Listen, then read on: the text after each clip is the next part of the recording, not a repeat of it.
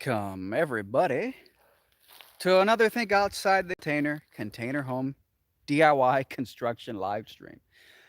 We have a very peaceful and beautiful sunset out here today. A lot of golden colors. Oh, there's the sun. So it's just very nice, but sunset and it's getting late. Had an early day of work today out here in the shipping container. My dad passed by. What's up, AMZ, up in the chat? Thanks for chiming in.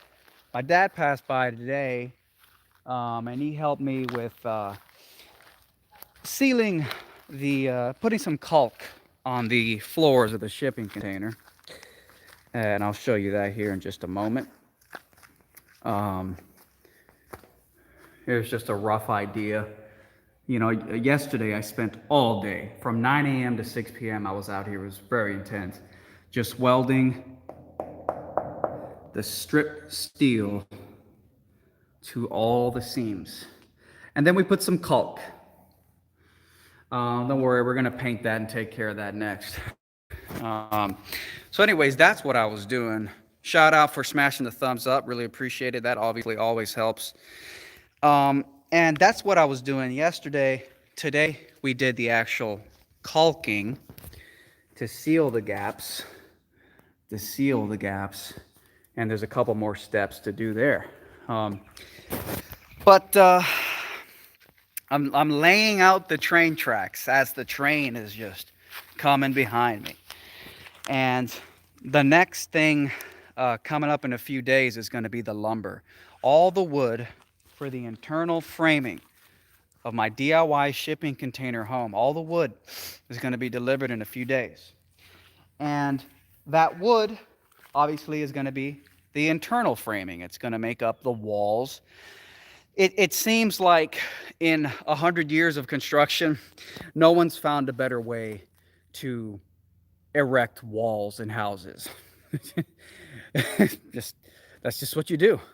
You cut down a billion trees, you extract lumber from the trunks, and then you turn that into a bunch of, skeletons that you freaking screw, nail, drywall to. And that's the way we've been. And I think there's a lot of smart reasons to use wood like that. I'm wondering if there's maybe a little bit of a smarter way to build walls inside of a house.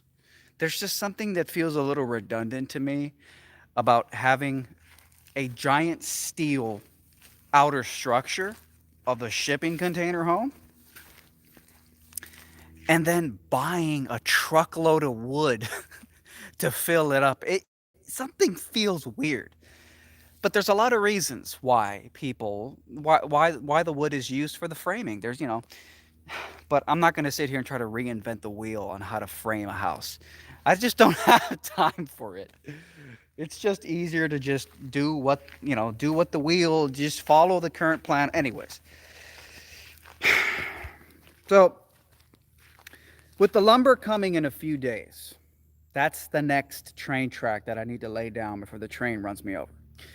And it's intense. It's coming quick. And my goal is to finish this house by July of this year. So you can imagine, like, it's I think I can do it, but it's getting intense. So yeah. So today, what I'm going to do is, because today was a short day, by the way, here's all the metal cutouts of the internal walls. As you can see in there, I cut out a bunch of the internal walls. Here are the cutouts sitting here, a bunch of scrap metal, scrap steel. I imagine somebody out there might want these. I don't know if I'll just give them away for free or there's some kind of a metal worker guy who'll pick them up for some money. But there it is. This is a lot. And that poor pine tree has to now bear the weight of all of... Oh, well. Oh, look, there's a good far away shot with all the doors open. There's a lot of stuff you can do. A lot of stuff you can do with the doors that come on shipping containers, as far as like using them as part of the architecture of a shipping container home. Let me make sure I didn't miss anybody in the chat here. AMZ, wow, that's a lot of progress since I've last been here. Wow. So you haven't been here for a while, huh? So because today was a short day, I have the rest of the evening now to do a ton of research on framing. So in preparation for the lumber being delivered in a few days, I now have to start strategizing how that's going to work. And I don't really know much as far as how people do it. What are some of the smart techniques? How to frame more efficiently? That's not something I've looked into very much. So it's time. It's time for that deep dive. Um, and that's what today's stream is going to be about. I'm going to be heading into the RV now, and I'm going to be doing some research. Um, Deep diving on framing techniques, tactics, best practices. Where do you start? Do you start by laying the bottom plates for every room along every wall and you get the bottom plate in? I don't think that's how it would be done, because people usually, I see them, they erect the walls on the ground. So they'll lay all the wood out on the ground, they'll nail them, screw them in together, and then they'll lift the wall up, and they'll put it. So there's a lot of ways to do it. So that's what we're going to be doing. I'm just going to be researching, and I figured, hey, if I'm going to be researching, why not just go live? So I just got to get the tripod in here real quick, inside the container home. And yeah, so just framing research, how to frame a container home, any home for that matter. Just got to get, we're in the house right now, obviously, so there it is. Really good shot right there. You can see it looks so small, and this is something I've noticed. When you're just looking at the footprint or the outer shell of a home, it really looks tiny. The moment you start adding walls and compartments, it really starts to look like right now it looks so small. It's crazy.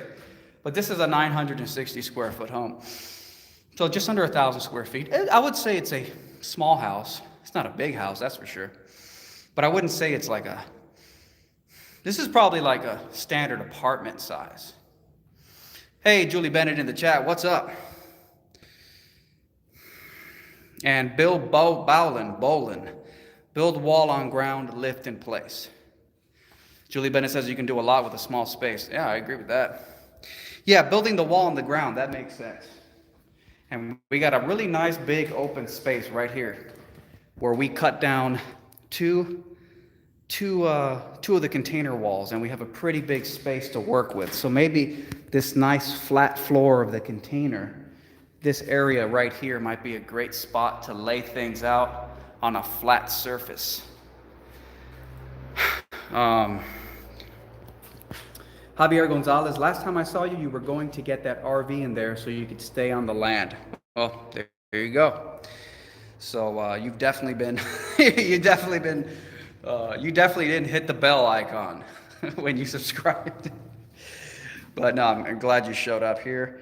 And it's been a long journey. It's been a lot of work, but it's been fun, and it's been very teaching. So, like I said, my dad was here earlier.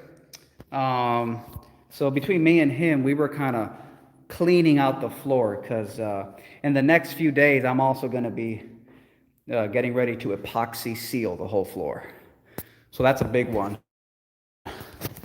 But tomorrow I got to come in and rusty metal primer all the steel gaps. So anyways, Vicky Oates in the chat says looking good, thanks. So yeah, so I'm gonna get my tripod so I can set you guys up, and then I'm gonna head into the RV, and we're gonna let me make sure there isn't any spider demon on the tripod. I don't want to bring any spider demons into the RV, because I'll tell you right now, I've had enough encounters with spider demons that I don't need any more. Yeah, I've had 2 mega spider demon encounters in the RV since I've been out here. I've been out here since, what, July 2020? the year of the quote health scare of 2020. Ugh. Sorry, let me get the quotes out. Let me get the quotes out. Let me get the quotes out. The health scare of 2020. Um, yeah. So I've had two spider demon encounters. Wow, intense.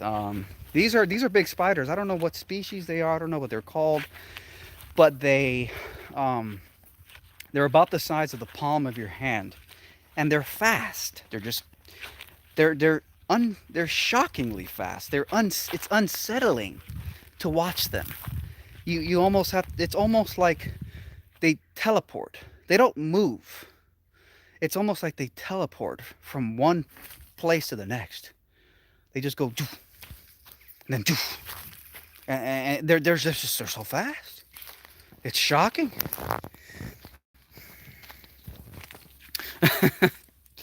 Julie Bennett laughing. Yeah, spider demons. Yeah, they're real. They're out there, and they're coming for you. Usually at night, they're coming. Javier says, I hope you get some thin metal to strengthen the wall pilers. Interesting. Bob Dole in the chat says, I didn't know Florida had big spiders. I kind of didn't really know that either. I'd seen one interesting species of spider when I used to live in Miami. There was a pretty big species of spider that they would always be in this random public park that I would go to. If you went towards the back of the park where it was kind of untamed wilderness and you started exploring there, you see these like black and yellow striped spiders, pretty big, really wild looking demons. and but yeah, so yeah, there's some bad spiders out here. I'm gonna say it right now. It's true. They're out here, and somehow they get into the RV. And look, it's only been two of them in about, see, July, so 6 plus 2 months, so about 8 months. Two mega spiders. That's not, you generally you can live with that, right? One spider every 3 months, every 4 months. That's, you can live with that. Like, you're not. I can't. I mean, what if I had? I mean, what if it was just one demon spider every week? I mean, maybe I would just get, maybe I just get used to them after a while. All right, enough demon spider talk, because I have to get to work here. So,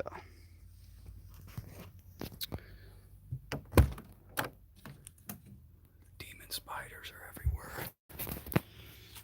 They're everywhere. Well, yesterday there were like 9 mosquitoes in here. I killed 9 mosquitoes. I don't know what that was about. Jesus Christ. I don't know what that was about, dude. It was just like, oh, there's just 9 mosquitoes. I will say that while I'm in here, if at any point a spider demon does appear and it catches me off guard, if I squeal, don't judge me. That's all I ask. If I'm sitting here doing research and all of a sudden in the background you see a little demon crawling on the wall behind me, and if that freaks me out, then don't judge. All right. So just give me a second here. So, shipping container home wall framing.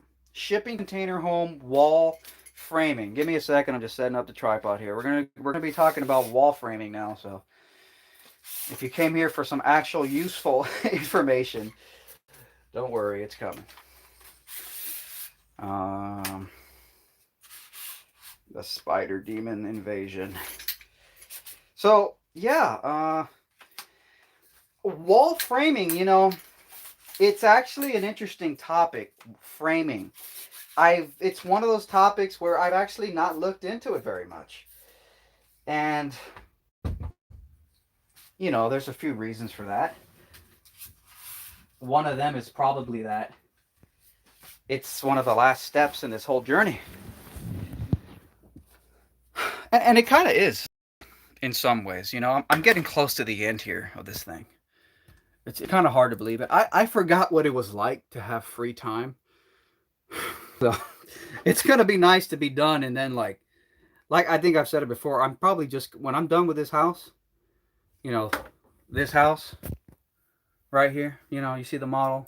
You see the model? We're going to be looking at this model a lot today because this model is going to be very useful for figuring out some of the really fine details of the framing situation.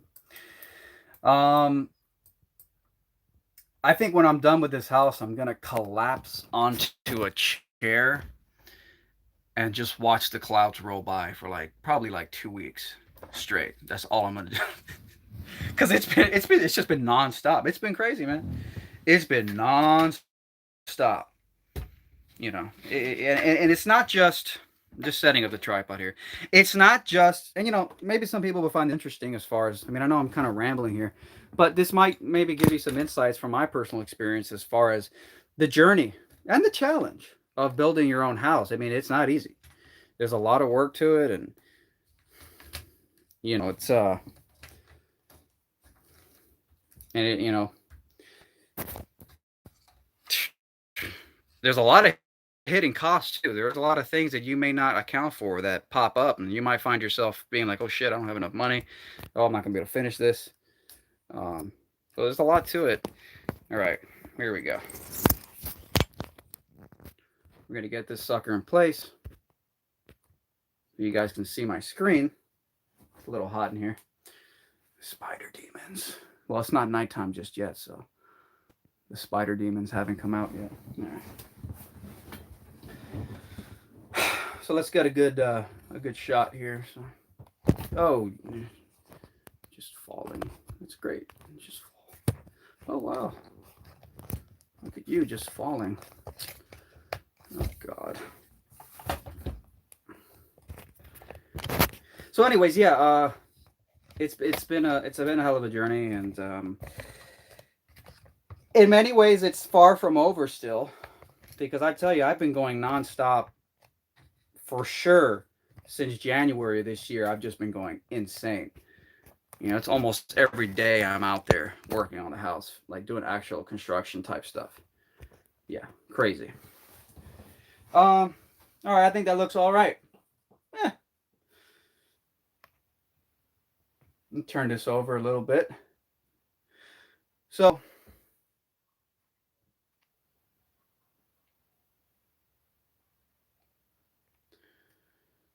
let me make sure I didn't miss too much here. Mothballs, says Bill Bolin. Julie Bennett up in the chat says the spiders probably think you invaded their territory of something.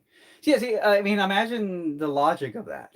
Like, this is the way I see it: is why do bugs go into people's houses? Like, the analogy I make is like if you were walking through the woods and you saw an advanced structure like an alien spaceship just sitting there in the woods, would you just like walk up to the alien structure and like just walk in there and then act surprised when the aliens come out and try to shoot you with laser guns?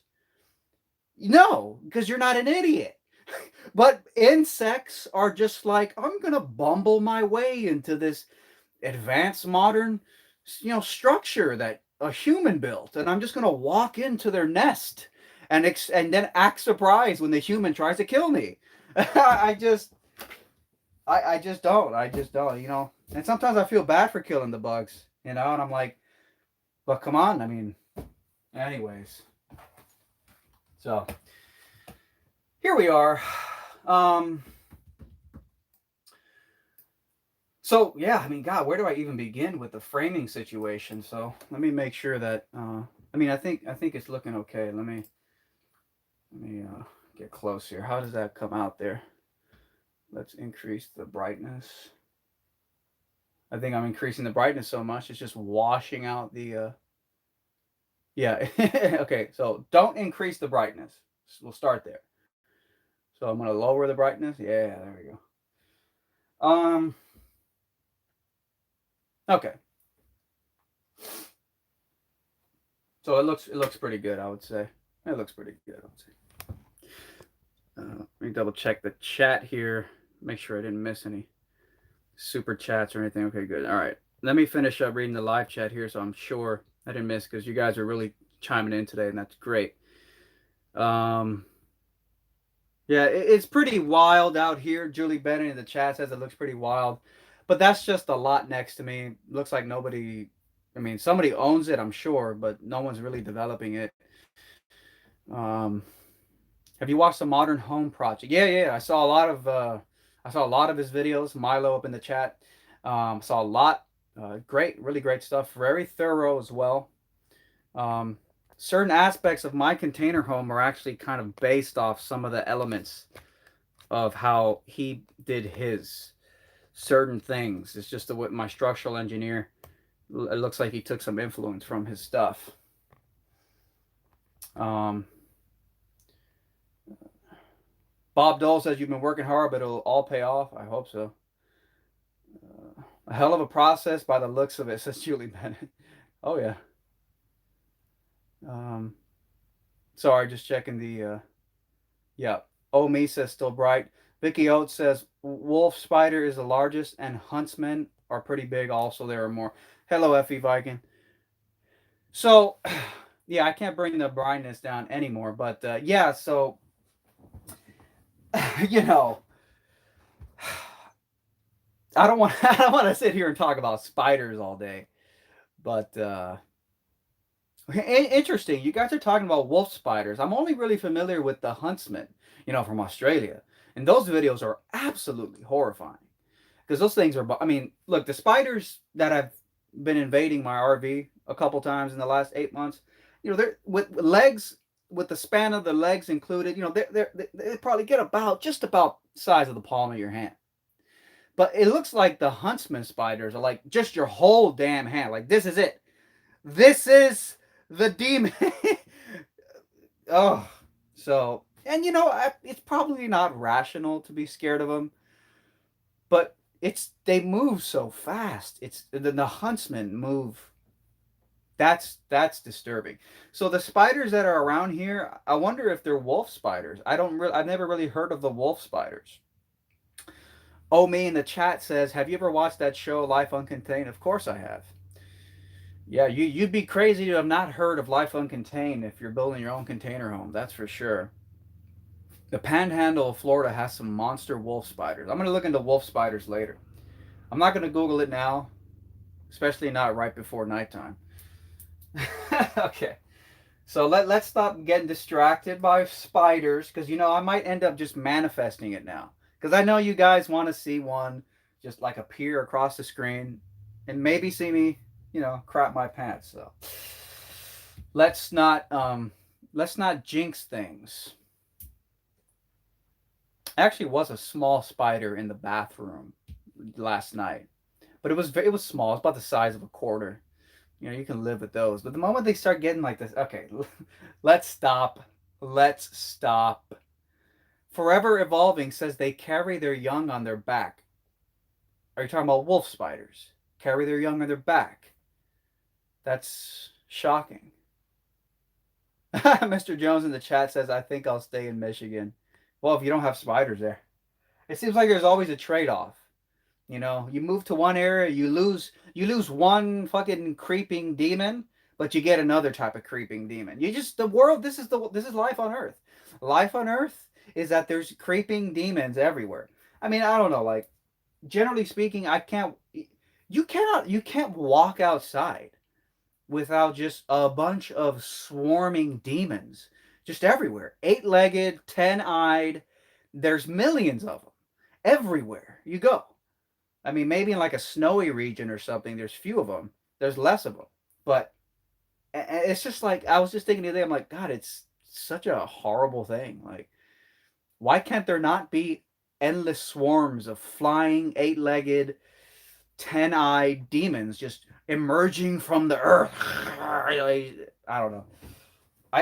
It'd be nice if you could step outside and that wasn't the case. Maybe it's where I live, but no, I mean, I lived in a big city my whole life, and basically anytime you go outside, there's some flying entity trying to kill you. Maybe that's an exaggeration. Anyway, so here it is, shipping container home, 3D model. A lot of people have picked this one up, downloaded it. Obviously, this is just for reference and educational purposes. This is not for construction. So if you do download this 3D model. The link might be in the description. Maybe not. You can go to any one of my other videos on my channel. And you'll be able to see the links to download this. But obviously not for construction purposes. But this is my model based on what I've been constructing outside and based on what's working for my scenario. Really, every construction situation probably is different. I'm not an expert, obviously, but I imagine that there's always going to be nuances. Like even if somebody moved into the lot next to me and said, I'm going to copy and paste this exact house, there would probably be some variations in how they have to construct it. If somebody does a soil analysis and finds out the soil is a different type, then that might change the type of foundation that's used, the structural columns. You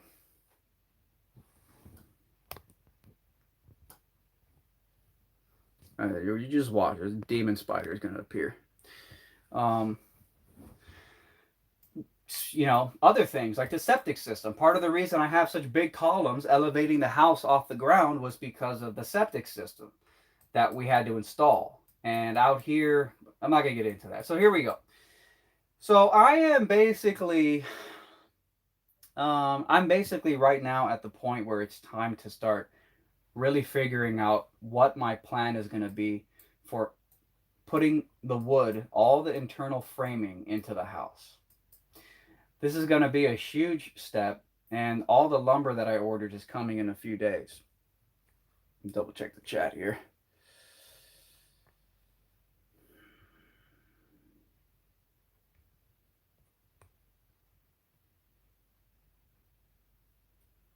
Yeah. The estimated completion date right now, I'm hoping is July of this year. I'm hoping that by July of this year, I will be done with the shipping container home. Maybe it's a bit of a lofty goal, but I think it can be done. I think I'll be done. There might be a lot of loose ends that I still have to figure out, like, you still have to paint the outside of the home, or there's probably going to be like a lot of tiny little things, but I think the house is going to be done. It's been, I mean, look, it's been intense. Look, I don't want to ramble too much, but yes, life uncontained. Yeah, it's taken them quite a while, but maybe just every situation is different. My dad, he's always been interested in this kind of stuff, so he loves driving up here. He loves driving. It's like a 2-hour drive for him, but he loves to drive. He comes up like once a week, and he loves to chip in. He's definitely helped a lot. He naturally likes this kind of stuff, so it's not even too much of a burden for him. I don't think. I think he just likes it. So that's definitely a help. I mean, with other channels, some people, I've never seen anybody where it's just like one dude in the mountains building their own, like just one guy, just one dude in the wilderness building, with his bare hands, I haven't seen that. Most people, they have like a partner, they have a friend, they have a bunch of friends that are helping them out. But it's a lot of work, man. I'm not going to try to dissuade anybody, because I refuse to listen to any negative voices that may have tried to dissuade me in the journey, and I have zero regrets on this whole process. But it's a lot of work.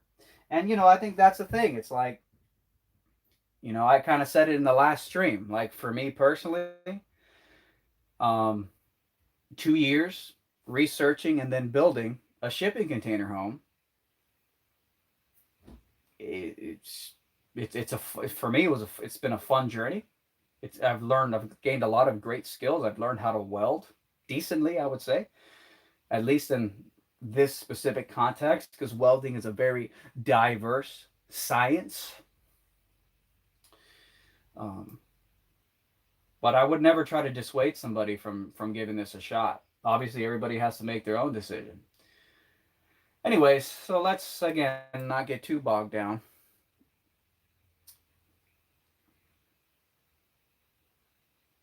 All right.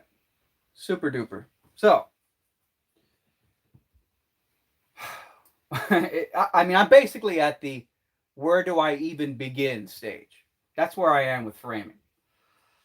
So, hang on. Let me Let me go. I gotta pull up a Word document here. Let me go private for a second, if you don't mind. Let's see. Let's get a brand new Word document out here. Get a brand new Word document. Mm-hmm.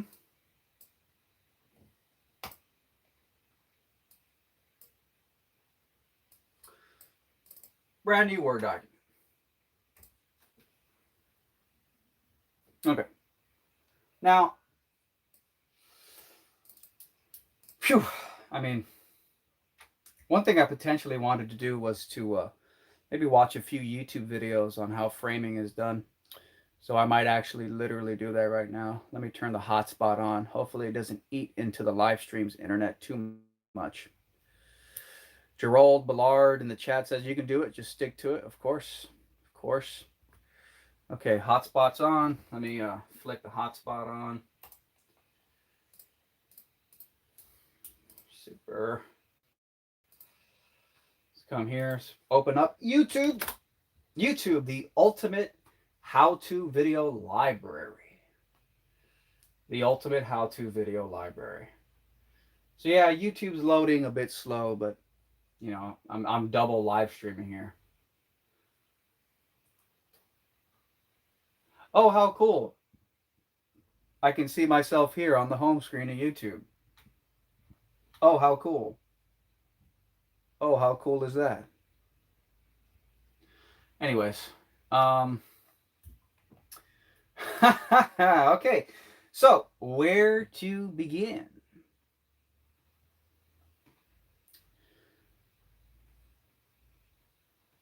You know, one thing I was thinking about doing was actually literally framing the house in the model. That's one thing I was doing. Because right now the model is pretty fleshed out. Is it fleshed out down to every individual nail? No. So there is still room for improvement. The roof rafters are basically there, but some of the framing here for walls can definitely be improved upon. In fact, the walls, right now, the walls only really have the bottom plates. And these are a different size bottom plate than the ones I'm going to be using.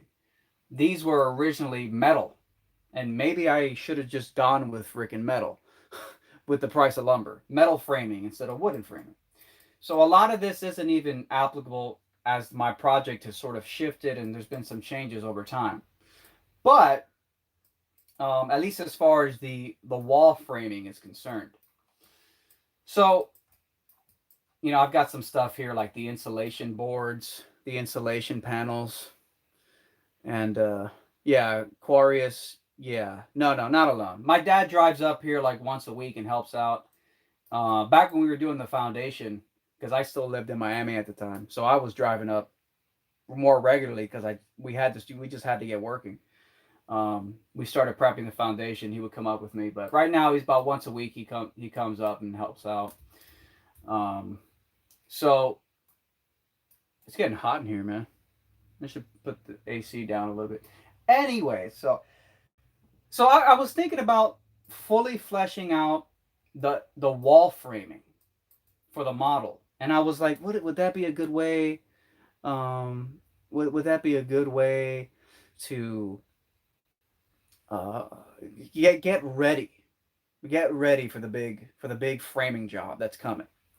Up here in the chat, we've got Nasir Aziz. What are you doing with the cutouts? All the stacked steel cutouts from cutting out the walls inside the containers. Don't know. I'm definitely thinking about keeping some of that, mainly because it could be used for future patchwork or any, you know, in general, it's just steel. That can be very useful. I might sell it to somebody who's in metalworking. Julie Bennett in the super chat. I do appreciate it. Let me double check if you added a little message or anything to it.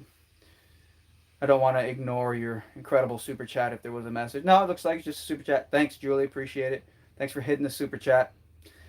Julie Bennett's out. Good night. Take care. See ya. Nicholas Jaffet says, I just purchased a land and I'm starting this building process too. Well, good for you. I think you're the reason the price of lumber's going up. No, I'm just joking. But I think there's a boom right now of people trying to build houses right now, and I think it might be part of the reason why the cost of lumber is just shooting so high. Um, yeah. Well, that's great to hear, Nicholas. Let me see if we can see what the lighting does. No, that lighting doesn't help because now you can't even see me. Let me turn this one on. See if that does something. Now I can see the spiders, right?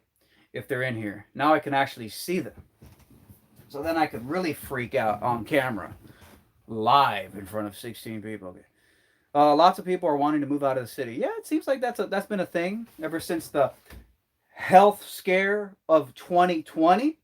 That seems to be like a trend. A lot of people are definitely moving out. TJWK, does it get lonely out there where you are? I wouldn't say it gets lonely. I guess it depends what kind of person you are. Yeah. Are you going to insulate the outside? No. I'm going to be insulating the inside. Yeah. Actually, I'm going to be insulating the outside underneath the container home. Because I'm going to be keeping the original floors of the container. They're going to be the floor of the house. I might add a floor on top if it ends up looking horrible or just feels weird. But right now, I'm going to be keeping the floor that the containers come with. Um,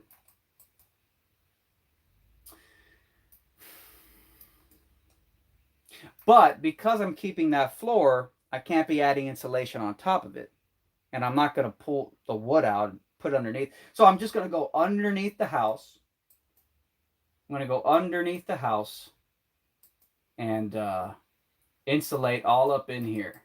All up in between the beams, be putting some insulation. That is the plan. So there will be some exterior insulation. It's going to be underneath. Are you going to, what kind of insulation are you planning for underneath the house? Says Adrian. Let me just confirm. Adrian, I can't remember the exact one. It's not going to be spray foam. It's going to be foam boards. And I forgot the R value. Gerald asks, are you going to use closed cell foam? Well, no, I'm not using spray foam. Nasir in the chat asks, could you have removed the middle container and just connected the other two with floor joists and rafters? Yes, that kind of reminds me of what Life Uncontained did. But no, that was not in the plans. Yeah, I'm not sure if there's some kind of advantage to that. Green Sage in the chat asks, what's the square foot of the container home? 960 square feet. 960 square feet. So, but here's the problem that I have with modeling out the wood framing of the house in the model as a guide for the real thing. The model, it's like our health experts said last year. A model is only as good as the assumptions you put into it, right?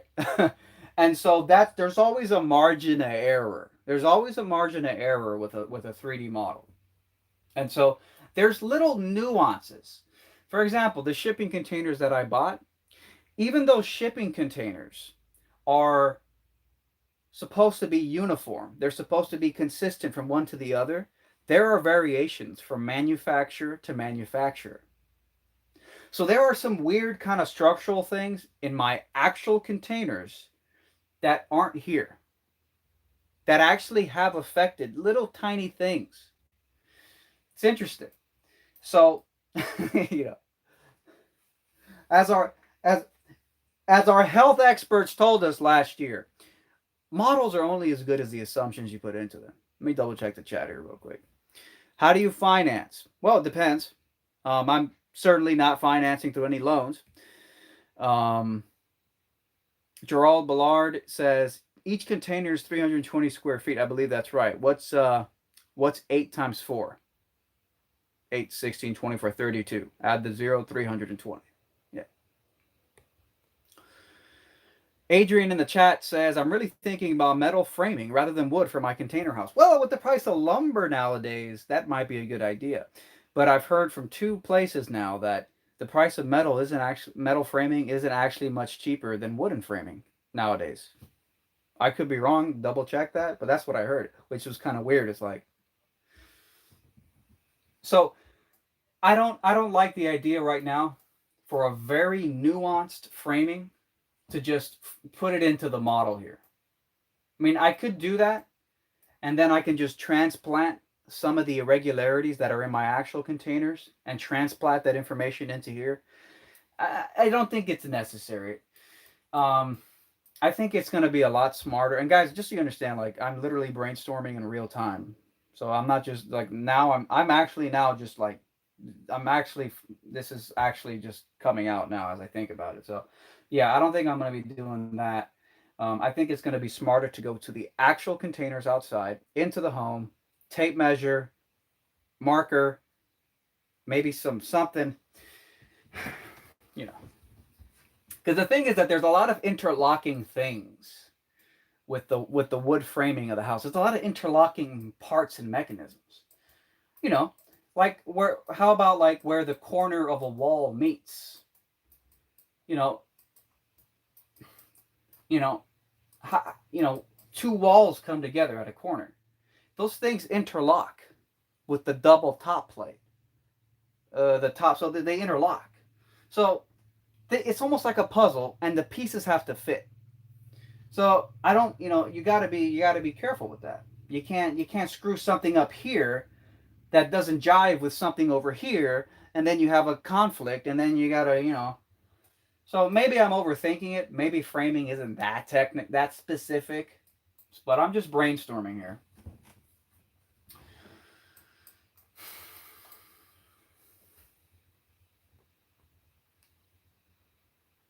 Gerald in the chat asked, "Did you get the end gaps closed? Do you mean these here, where the containers meet on the outside? Is that what you're talking about? Right there. Is that what you mean? I'm not sure. There's a lot of gaps, and I mean that's that's basically all I did in the month of January. Just covering gaps. Like it was pretty painful. It wasn't like too bad, but there's it's a very nuanced little thing to like have a bunch of gaps on the side of the containers where the containers meet, on the roof up here where the containers meet, between the top rails, on the roof.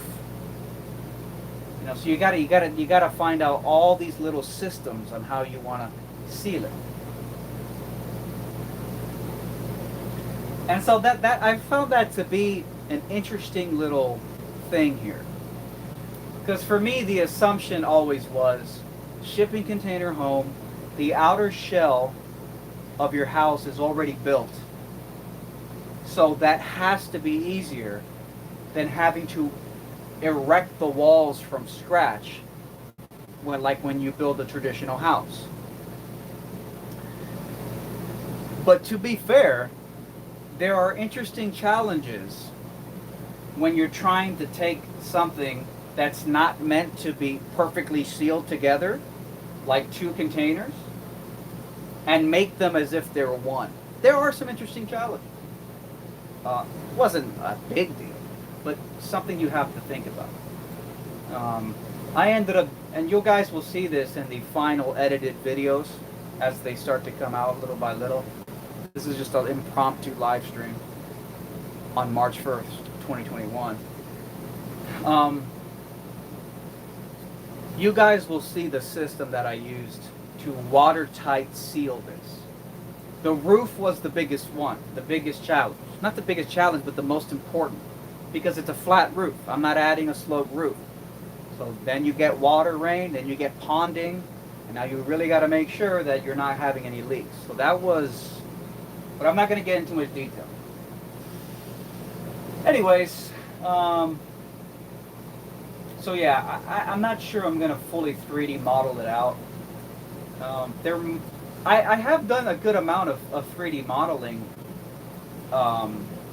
for the more recent stuff, like for example, here I took a chunk out.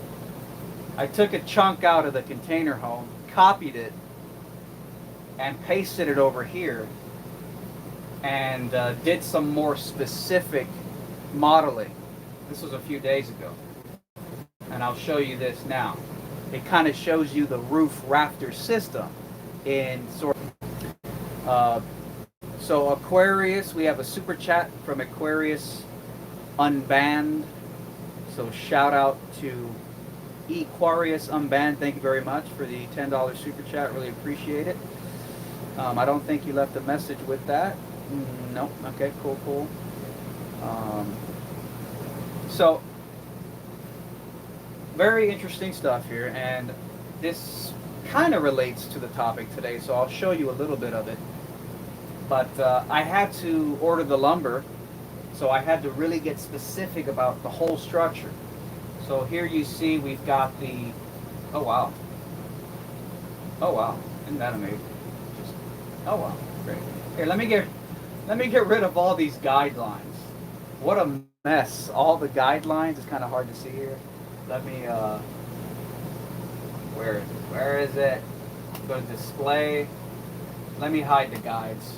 There you go. Hide the guides. This is SketchUp, by the way.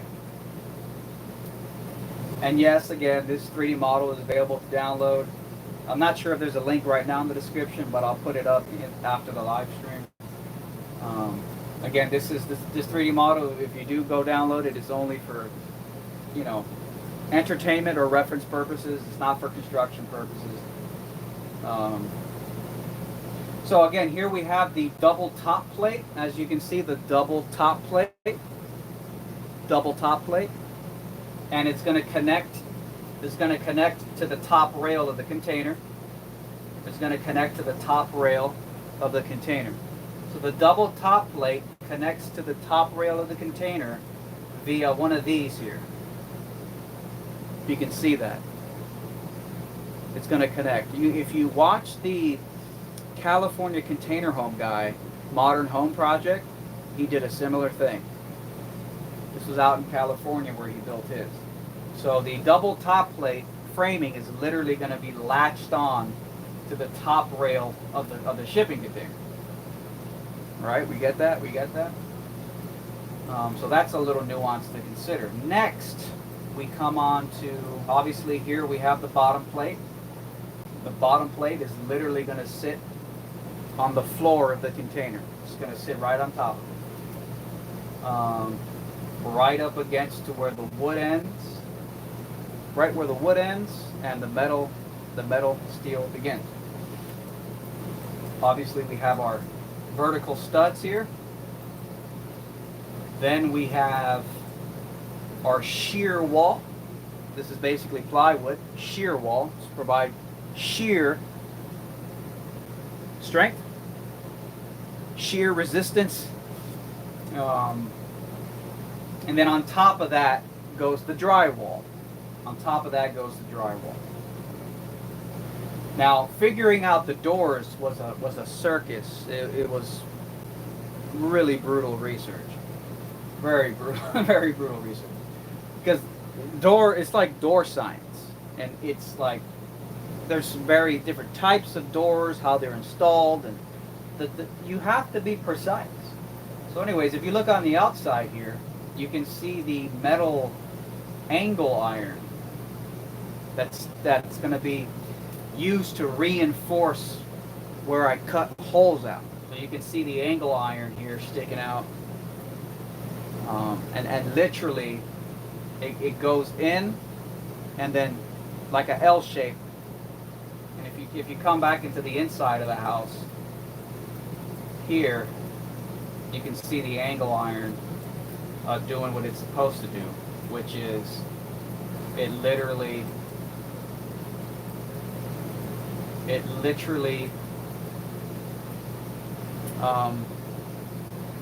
right up against the corrugation on the inside, and I weld that to the container corrugation itself. But you got to figure out little nuances, like what is the size of the gap between the frame of the door and the studs that it goes screwed into. So there's variations there. Some people recommend this much. Different door manufacturers. The Florida Building Code says there's a limit on how big the gap can be for shims. All types of stuff. So it's a science, door science. It's a damn science. I had to figure out a lot of little things like, where exactly does the door sit? Does the door, should the outermost part of the door, stick out? Should it be on top of this flat part of the I-beam of the container? Or should the door start exactly on the wood floor inside the container? Maybe that's where the outside should, And then how do they seal that? What do you do about this? How do you seal that? What do people do? What are the common methods? Now I took a lot of inspiration from, again, the Modern Home Project and the method that he used, because he spray foamed these gaps, which I think it's very common, but I think usually what's more common is you spray foam the inside. You spray foam the inside of the gap, and then the outside you use like a silicone caulk or seal of some kind on the outside. You cover the outside with that. Now the Modern Home Project guy on YouTube, he used like a fire retardant or fire resistant spray foam on the outside. And then he got little thin strips of angle or little thin strips of metal, and he put it on front there to hide that spray foam, that fire resistant spray foam. And then he welded that metal to cover it. And then I think he actually went back and siliconed the very edges of that strip of metal he put to cover it. So that seemed from my research to be a very unconventional way to do a door, but that's okay because the shipping container home is an unconventional structure. So it makes sense he's going to do something different. So I'll probably do something a lot similar, but anyways, so yeah, we come back over here, and it's they say the devil's in the details, and that's what, in my experience, building your own home is about. It's all about the details. It's all about what goes where. Here, like let's just zoom in here. Okay, so here we have the roof rafters, right?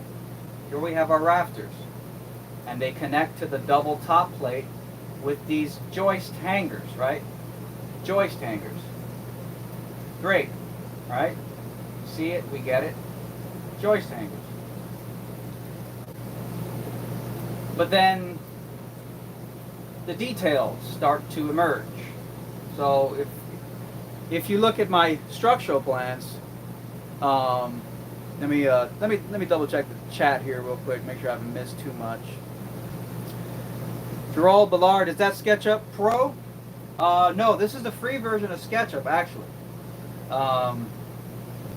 They have a free version, and I think you can I think it's exclusively online access. I don't know if you can download the program. Though luckily, even when your internet is disconnected, the model stays there and you can still mess with it, but it won't save your changes, obviously. Smash Room Vid says, "You're sweating. Is it hot where you are?" I'm not sweating right now. I might look a little greasy because the AC turned on, so I'm not really sweating right now. But yes, it is hot. It's Florida, so yes, it's hot. And it's going to be hot in the coming months. Larry Gutierrez, great project you got there, and hope to see it all finished soon. Thanks. Do appreciate it. So if you look at my structural plans, the drawings, he has pieces of wood that come up here. Here, let me hide Let me hide the shear wall real quick. Hide that. So here are the vertical studs, right? Pretty obvious vertical studs, right? And in between these vertical studs at the top, there has to be a piece of wood up here. As you can see, it literally fills the gap at the top. And the reason for that is, well, it's currently in the wrong spot because I had to stick it out for something. But I'll show you. I'll put it back to where it should be.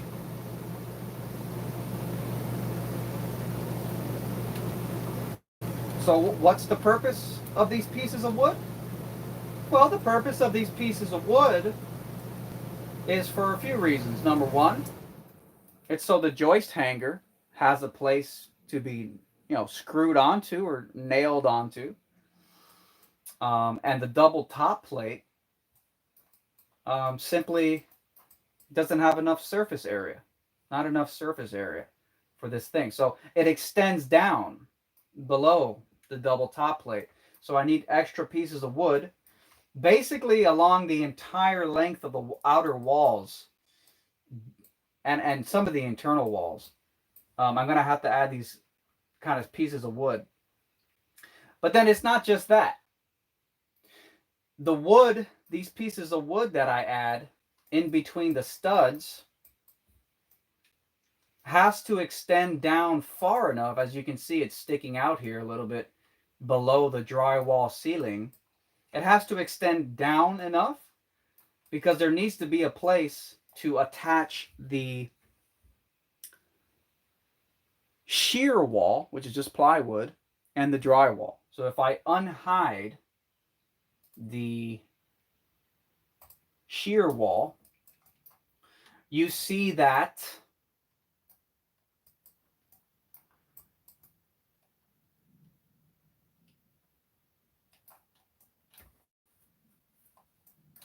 actually let me pull this back out again. Pull that back out. You see that there's just enough, because the thing with the shear wall is that it requires a ton of screws. This is what I figured out. So, you might think, oh, you just screw the shear wall every 16 inches where it lines up with one of the vertical studs, right? Well, no. Apparently that's just not how you screw shear wall into the studs and the framework. Apparently the shear wall is usually screwed into one of the top plates. I think maybe the bottom plate. I could be wrong in that. And because it's a bottom plate and the shear wall goes right up onto that, you have an endless surface to put a bunch of freaking screws into that shear wall. But there's an issue with the way my container home is, and that's that based on the height of the walls are just under 8 feet tall. So the ceiling, if you're walking inside the home, the ceiling is just under 8 feet. So it creates a little nuance there where it's kind of hard to explain, but basically, and I think the issue is because of the rafters. They're 2 by 8 inch, so 2 inch thick by 8 inch, kind of I don't even, what do you call it, tall, wide, and because of that, and because of where they attach to on the double top plate, it pushes the ceiling down and simultaneously pushes down the shear wall. And then because the shear wall back here isn't all the way up here with the with the bottom plate here, there is no place to put all those screws into the shear wall, the plywood. So, it it complicated a few things, but it's not that big a deal. It's, in fact, I think it's standard practice. In fact, this is the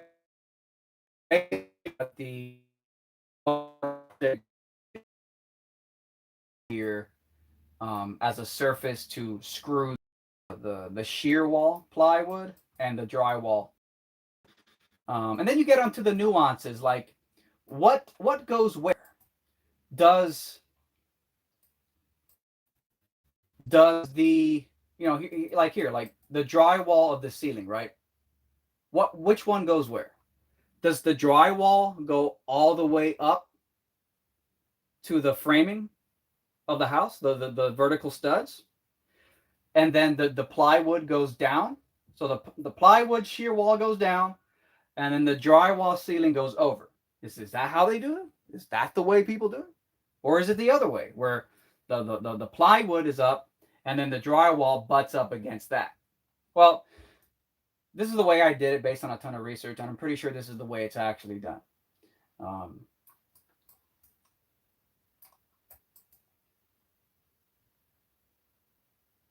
And then it's like, what about the drywall for the walls? Does the drywall of the wall go up past the drywall of the ceiling, and then the drywall of the ceiling butts up against the wall? Or does the wall butt up against the ceiling? So these are the devils in the details. These are the nuances you have to figure out. And there it is. So double check the chat here and make sure I haven't missed anybody. 77 degrees in Orlando, says Carrie Livery. Super. Are you going to use 2x6 or 2x4 framing? 2x4. 2x4 and then some 2x6 where there's plumbing. So basically the bathroom. Gerald says ceiling first, then drywall, walls to assist supporting it. That's right. I think that was it. I think that was the reason. That was the rationale. I think that was the rationale. Yeah. Yeah. I remember I saw a video. I think that was exactly it. Double check the super chat here and make sure I didn't miss anybody. Didn't miss any super chats. Okay, we're good. We're good. We're good. Anyways, so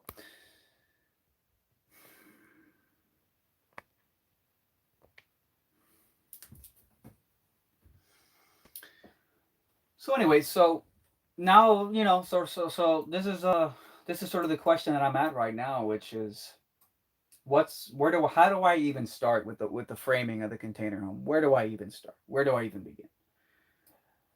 And I guess maybe I should just Google it, or maybe I'll do some quick brainstorming here. The windows and doors is going to be a tough one, because my windows and doors don't arrive until the end of March. They're not delivered until the end of March. So I'm a little bit hesitant to just trust the manufacturer's dimensions that they have on the website, and then just take those random dimensions on the website and then just start cutting out the windows and doors on the steel container, and framing.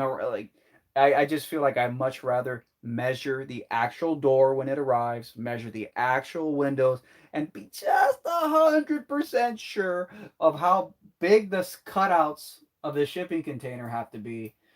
So, but what am I going to do? Am I going to wait till the end of March? So then I'm thinking to myself, well, maybe I can frame other parts of the house, so I can just get started on that. So start framing, wherever there isn't a window, wherever there isn't a wall. Okay, well, that poses some challenges now. Because again, like I said earlier, from my ignorant, completely uneducated when it comes to how to frame a house point of view, it seems like there's a bit of an interlocking puzzle happening here. And I'm not exactly sure that it's a good idea to just let me just pull back here. Let's go over here. Okay, so instead of framing the doors first, I'll just skip that and I'll just do this. I'll do this piece right here. I'll just start putting the walls here, the wood, the framing here. And then when the doors come and I get my measurements, then I'll just throw in the wood for over here. I don't know about that. I'm not so sure that's a good idea. Um, it just, because at a certain point, right, the framing that I put here eventually has to flow in to the framing of the doors, the framing around the doors. Now, from what I understand, normally what happens is when the vertical studs of the frame of the wall, they're going right. You got a vertical stud, vertical stud, vertical stud, 16-inch on center, vertical. If the door happens to start not at the next 16 on center, meaning this piece of vertical stud right here, all the way down there, if that happens to not start at the next 16-inch on center, then it's fine. You just start to stack those king stud and the jack stud. You start to stack them up, and then they start. So maybe I can just start framing a piece of wall here, and then just continue it. So, but then I start to have other little questions, and I guess that's why I'm here today. Like what I'm gonna be working with 2x4 by 8 foot long boards. That's how I ordered them for the bottom and top plates. So here you have traditional framing. Let me hide the shear wall here. So here we have a sort of basic example of some traditional framing, right? Traditional framing. Point that up just a little more.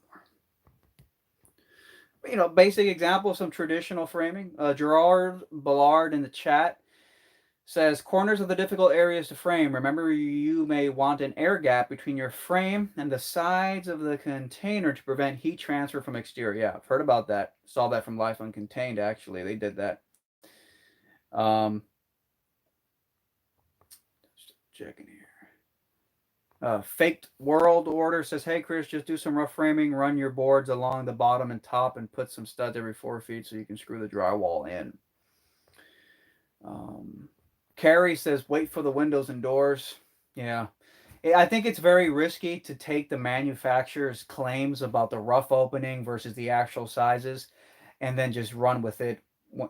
It's just, I really do think it's just smarter to just wait till you get those we'll wait till they arrive. So that's probably what I'm going to end up doing. I'm probably just going to, frame around the windows and doors in the meantime.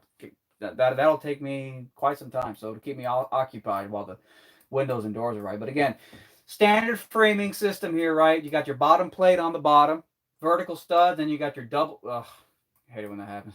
And you got your double top plates up here. Stupid fucking gnat moron. Just bugs, dude. Just bugs are just everywhere, dude. It's just an invasion. So one of the questions I had was, well, what happens?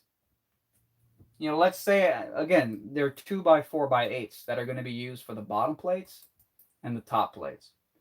That means that a single span of bottom plate will never be longer than 8 feet as far as like the piece of wood. So I got an 8-foot piece of wood to work with. Well, what do you do if you only have an 8-foot piece of wood, but the wall that you're framing is longer than 8 feet? How do you connect the next piece of 8-foot board? What do you do? Do you just butt them up against each other and that's it? Do you freaking nail them together somehow? That's one question I had. I did Google it the other day, and let's see, there was some interesting. I think what I heard was that, yeah, you actually do just butt them up against each other, but you let the double top plate do the connecting. So you come up here and you just cross over the top plate. And that's how you link the two pieces together. I heard that. Not 100% sure.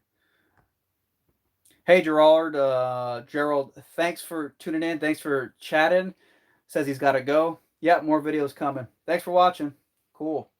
So Gerard's out of here. I keep calling him Gerard. Gerald's out of here. So let's keep going.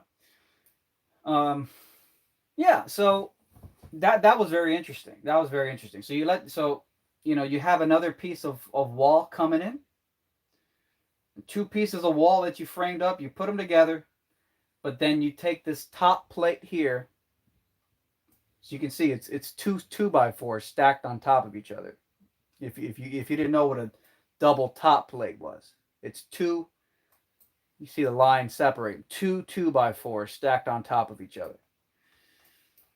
And so what you do is, when the other wall comes up against it and right up against this one, maybe you let the bottom plate of the other wall butt up against here,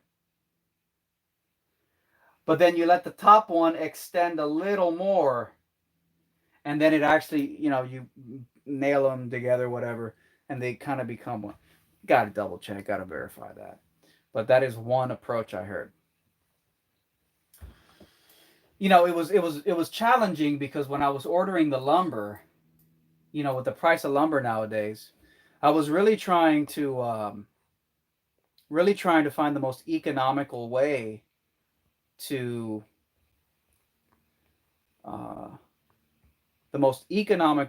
order the wood. And originally I assumed that a 2x4 16 feet long board, I assumed that would be cheaper than a 2x4 8-foot long board. And it turns out that it's actually per foot, it's actually more expensive to order the 16-footer. And you kind of think everything whenever, if it's in bulk, if it's a bigger size, you're going to save compared to the smaller, right? Well, that wasn't the case, at least not on something dollars, just by switching from 2x4 by 16 foot to 2x4.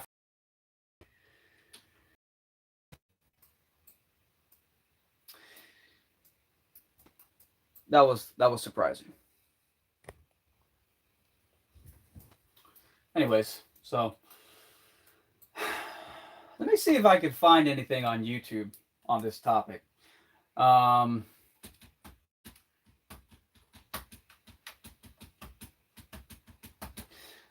see here. What it's kind of like an inception. Like, you guys are watching YouTube right now, watching this, but like now I'm gonna be watching YouTube. I'll be watching YouTube while you're watching YouTube. That's some inception shit right there. In fact, I'm actually right here on the homepage. You can actually see the live stream. There it is.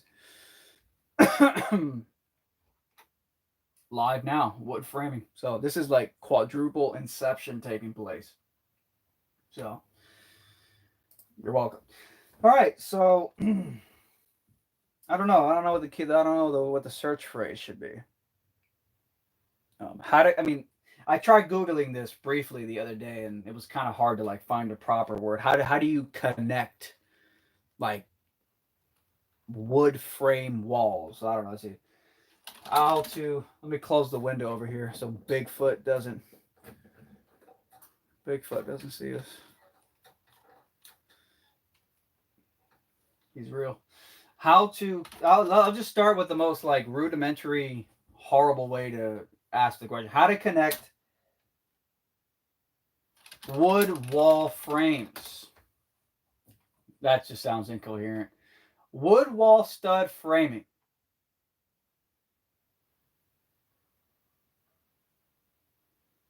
A lot of things about how to do corners. I'm sure that's a good question that I'll have soon. But a lot of people have questions about the corners. Oh, here we go. Framing long basement walls. Up to 50 foot plus long walls. Now, unless they had 50-foot long pieces of wood, then they probably had to connect some things together. So let's see if this is helpful. Let me know how the volume is. So hoping we get copyrighted. If you're discounted. Okay, we're gonna mute the freaking commercials. Good God.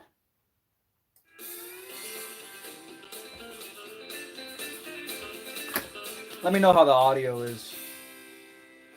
Okay, guys, we're down on a brand new job this morning. I'm making this video here this morning because it's different from all the other ones I've been making about framing. Things are starting to get a little repetitive, so I'm looking for things that are a little bit different to shoot now. We've got a wall this morning that's 51 studs long. We're going to build it in one section. And the reason I'm showing you this video is it doesn't matter how long your wall is in your basement. You should really try to build it in the biggest sections that you can. That's why I'm always advocating to order 16-foot plates for your walls, not to try to buy a bunch of 8-footers, 10-footers. Wow, he just shot all over my decision to buy 8-footers. Let's rewind that. Don't do it. The video is, it doesn't matter how long your wall is in your basement. You should really try to build it in the biggest sections that you can. That's why I'm always advocating to order 16-foot plates for your walls, not to try to buy a bunch of 8-footers, 10-footers. Don't do it. What I'm saying is, order your lumber from Home Depot or Lowe's or whatever lumber yard you're ordering it from and have them deliver it to your house. That way they can bring you 16-foot lumber.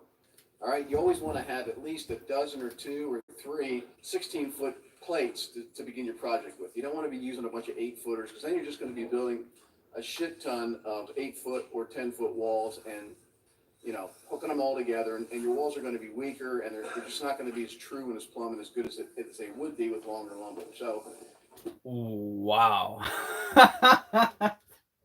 Wow. Now, again, take it with a grain of salt. Maybe he's wrong. I don't know. But that contradicts literally what I was just talking about a second ago that I did.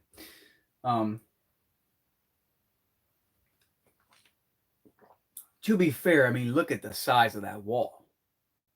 I mean, the title of the video is, 50-foot long basement wall. Very few of my walls are going to be that long. Generally speaking, they're often interrupted by a window or a doorway or a front door. So that may not necessarily apply too much to my situation. But very interesting to hear him say, don't order the 8-footers. That's literally what I did. But I don't think it's the end of the world either. But let's see. I want to see how he connects. That's the big question. That's what I want to find out. you can see I've got plates starting up that end already done the whole way up this basement floor here. That corner up there, all the way down to this corner here is better than 50-some feet. What we've done is we've prepared 3 sets of 16-foot plates, okay? And you can see the break here on this first plate right here. So we're joined together. That first section is 16 foot. Then we got a 16-foot section in the middle and another one on the end. And then we had to go an extra 2 feet to make the length of the wall. So it's 3 16s plus 2 foot. What we're going to do is I've ordered the studs from the cut man. I've made them all the same. The actual heights of these studs varied by as much as 3/8 to a 1/2 inch. All the way down through there, and what we did is we took the happy medium between them all, and we decided to make them all the same. All right, the wall will still be strong, even though in some spots above the wall where the studs are a little shorter than what they actually measure, the nails will hold it firmly in place. You don't have to cut each one bone jarring tight between the concrete floor and the floor joists. Okay, it's okay to have up to a 1/4 3/8 of an inch above your top plate, and it's still going to be a secure, strong wall. All right, so what we're going to do is I ordered the studs from the cut man. We put the first 2 in position here. We're starting the wall down this corner. We're going to set them all in the whole way down, nail them all completely through the bottom and top plate, and then when we get that done, I'll turn the camera back on. I'll show you what the wall looks like, all nailed together, laying on the floor, and then we're going to get a shot of us. There's 6 of us down here today. 6 of us are going to lift this wall up in one wall section and set it. So thought this would be something different for you to look at. I'll be back in a couple minutes once we get it all nailed together. You can check this out. Okay, we're working our way down across the city. Back got the first 16-foot section work done. Now the reason there's 3 studs right here all nailed together, we have a wall coming off of this flat one right here out in the middle of the room. So we're putting the blocking in for the wall that's going to be coming off the exterior wall now, not later. We put all of our blocking in for all perpendicular interior walls when we're building the exterior walls. If that makes sense to you. All right, so we got about 34 more feet to go, and we'll be ready to stand these up.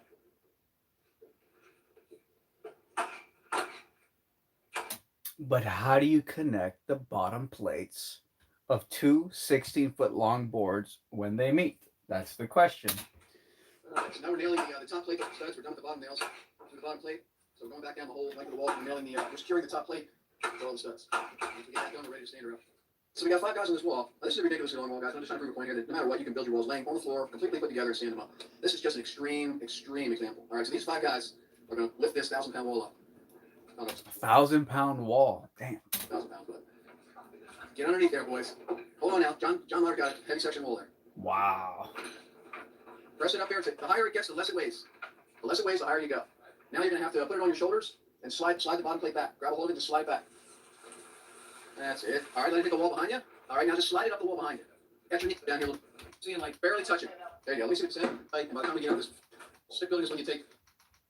Want a lawn that looks like this, but your lawn looks a little bit more like this. No, You should click. I want you to stop putting ads. That's what I want. Okay. Build any type of wall, including basement walls. You want to build your walls completely built on the floor and then stand them up. Huh, what's this? He's got some diagram on the bottom left here. What is this? Let me increase the resolution here for a moment. Interesting. Nail starts here. What is that? What is that? All right, this was the best. Let's go back a second. And as we move down the whole wall, it gets less and less tight. And by the time we get up this far end here, we have about 1/4 of an inch above our wall. All right, so that was a, what do we say, 40-some foot wall, 50 feet of wall in one section. All right, so don't let anybody tell you that you have to stick build your walls. Stick building is when you take your top and bottom plates and nail them to the floor joists and to the concrete floor, and then add one stud at a time going across and toe nail them in. All right. I'm not sure that diagram is relevant. Is not the way to build. So interesting. And we still build it. But looks like not. Let's see here. How about here? I think you might cover it here. Let's see. To build walls in any length in the basement. Just telling you about that we build in one section but two different heights. And you can see we've come down off of our main section. 15-foot deal. They're different. All right, you can see the taller part of the wall goes down on the floor, then plate first, then. Wow, builds a massive wall, but not the little nuanced question I have.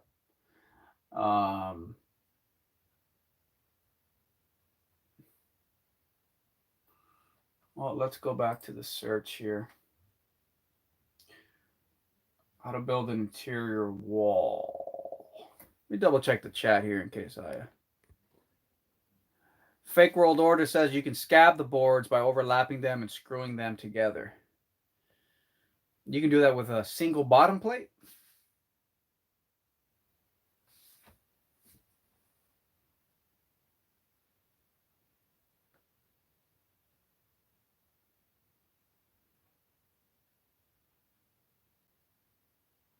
Now, I'm pretty sure.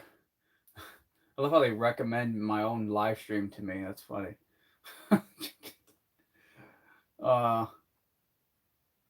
Yeah. Because I know that, yeah, I mean, that, yeah. I'm sure it's very common that you have to continue a bottom plate. You don't just have a pre-cut giant 20-foot piece of wood for every single very long span that you have to do. There's just no way that's how it works.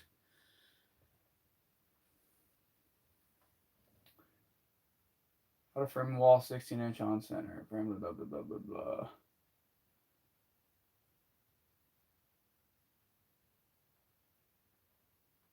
Huh. Interesting. Again, I did some brief Googling on this recently, and it was hard to get information. Let me open this over here. Let's see here. Stud wall framing.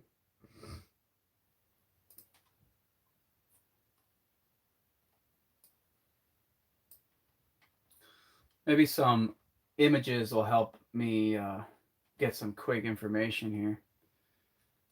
Just a picture of it, like what happens when the length of your 2x4 runs short, but you have to continue the wall by putting another piece up against it for bottom plates. That's what I'm interested in, is the bottom plate. It's kind of funny. It's kind of one of those things that seem a bit hard to get information on. And I probably it's just because it's a very simple, basic answer.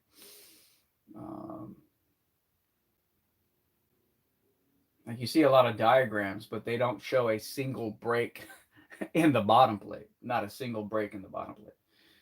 So a lot of stuff about the corners, how to frame a corner. That's plenty of that. What's this?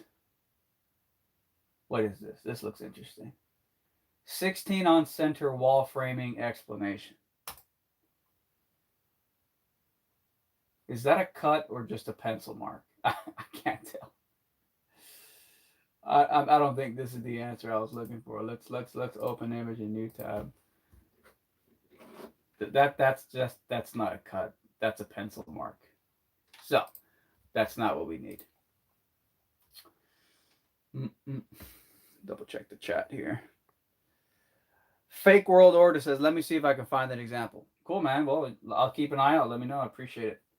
Double studs. What is this? What is this? No. No. No. Okay, let's try something else. Let's try... okay, how to connect two bottom plates. That might be what we're looking for here. Well, what is this? What is this? No. What's this? What's this? No.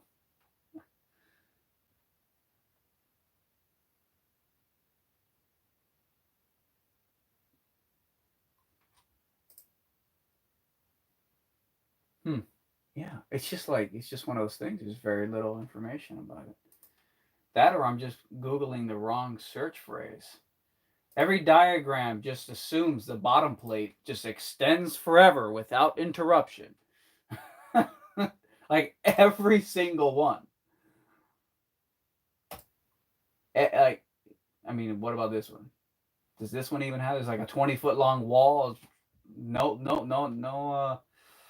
And who knows? Maybe that's because maybe people do buy 16-foot long boards, and not the 8-foot that I decided to go with.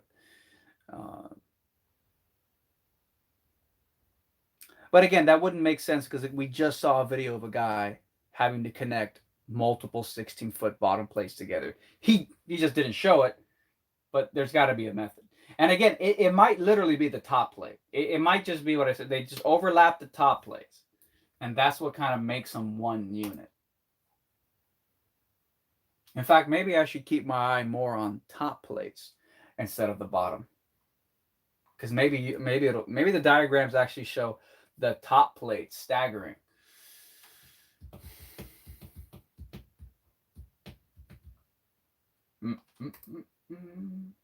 Uh-oh. Let's see. Is that it? Is that it? Can you see it? What is this?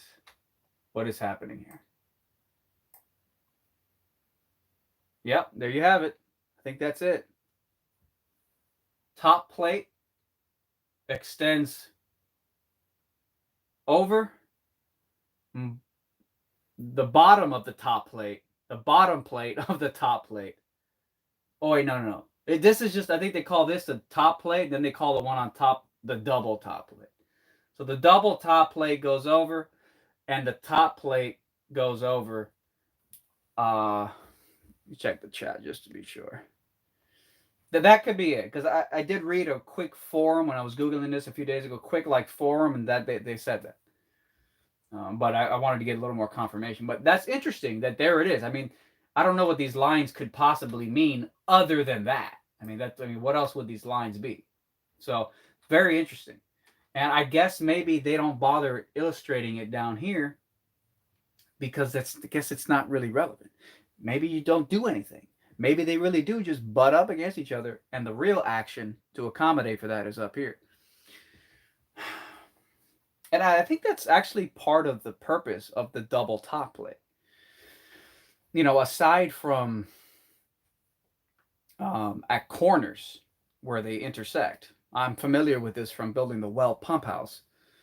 That structure, it got a lot sturdier when the corner top plates, they got a lot sturdier after that.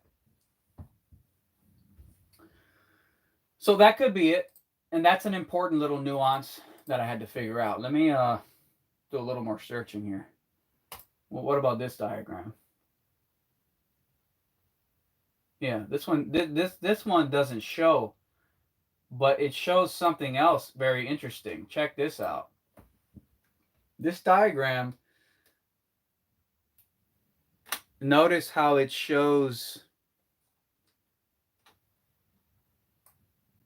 at the very end, it does show you that the top plate is extending past. And again, maybe that's for that connection point. Super interesting stuff.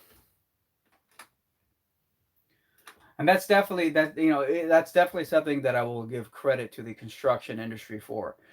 So much of what I've learned about how houses are built, there's actually a reason for it. It's not just, someone just, freaking making crap up or trying to find a way to scam you out of money. Like, there's actually a reason for a lot of this. There's a reason for these nuances. So that is cool.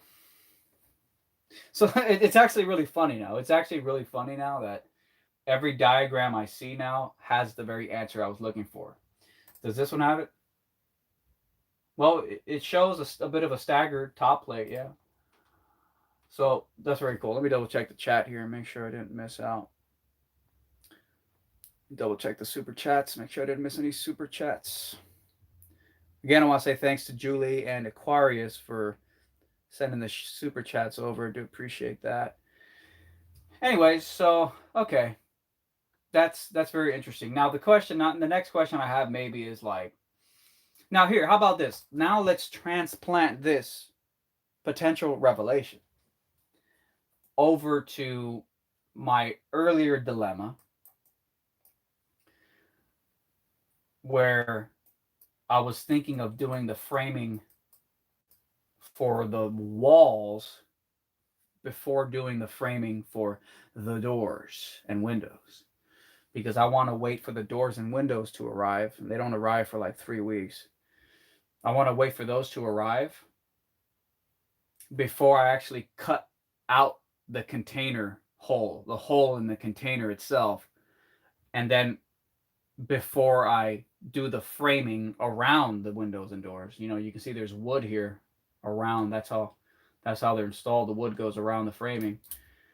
This wood here is literally just part of the framing of the walls inside.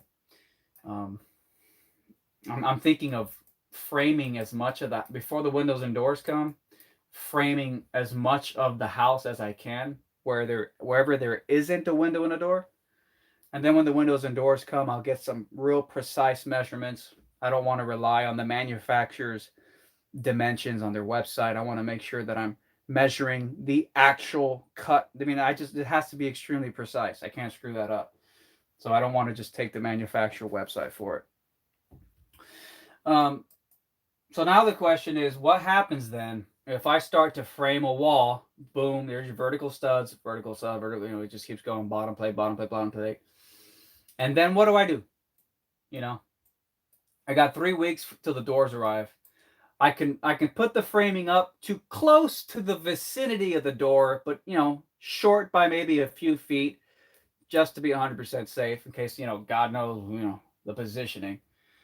And then what happens then? What happens when the doors finally arrive? It's time to put the doors in, or it's time to put the framing. The framing goes before the door. Yes, framing goes before the door. How does that sync happen? How do they end up merging in the end? Can I arbitrarily at any point just throw a wall in there, start putting the vertical studs, and then just make it work around wherever the final door happens to be? Or do I have to consider where the corner is? That's sort of a question. It's like, where do you start framing from? Do you start from a corner and then work your way, or do you start from like the middle and work your way that way? In fact, let's Google that. Let's find out. Let's give that a see what we get here. So let's see here.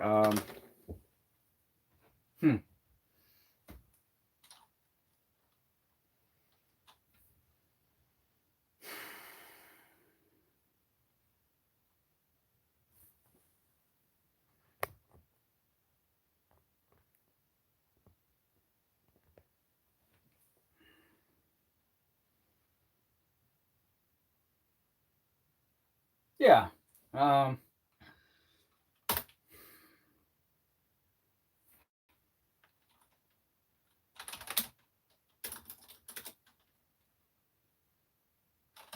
Should you start framing from from corners?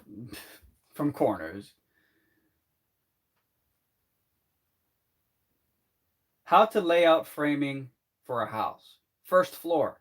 Pick a corner of your house and lay out everything from that corner. It can be the left or right corner. Mind you, if you use engineered floor joist, have a peek at the layout and match your starting point with the joist layout.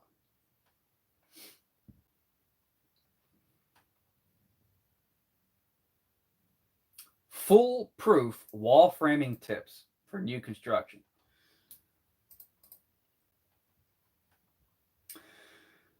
Foolproof wall framing tips for new construction. Overview, wood framing basics, snap lines, and set the place in place. So that's one thing I saw people do. They snap. They get one of those strings with a powder dust on them. You snap them exactly where you create like little outlines drawn out. But I saw that for a slightly different type of construction, slightly different type of house construction, different type of foundation, all that stuff, where they were literally using double bottom plates. I still don't know what the purpose of that is, but again, it would seem like a different type of construction in mind. I don't need double bottom plates. I just need the single bottom plate. But again, they snap lines, right? Mark the layout on the floor, eliminate wood framing basic mistakes by chalking a full-size map of your walls directly on the floor. First, mark the inside edge of the wall at each corner and snap chalk lines. Mark the location of interior walls as well. Snap the lines. Double check all your layout lines and make sure that the walls are parallel, the corners are at right angles, and the dimensions match the plans. Then measure and cut a top and bottom plate. Yeah, that's actually something I was thinking of doing, sort of getting a marker or getting maybe like a snap string thing and just laying it all out with marks, because it seemed like it could be a good idea. Mark windows and doors first, then lay out the studs. Find the center of each window and door opening, and then divide the rough opening given on your plan or in the window literature by 2 and measure out to the left and right of the center mark. Write a T to the outside of both marks to indicate trimmer locations. Yeah. I mean, that makes sense. Eventually, you're going to have to cut out these windows and doors from your bottom plates. Well, not the windows. You wouldn't have to cut the bottom plate out of a window, but you definitely got to cut it out for the doors, right? Transfer the layout marks to the bottom plate. Set the plates side by side. Yeah.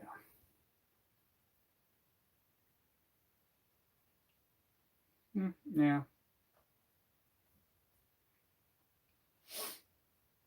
This is pretty straightforward. This is just, building a wall in the ground before you lift it up.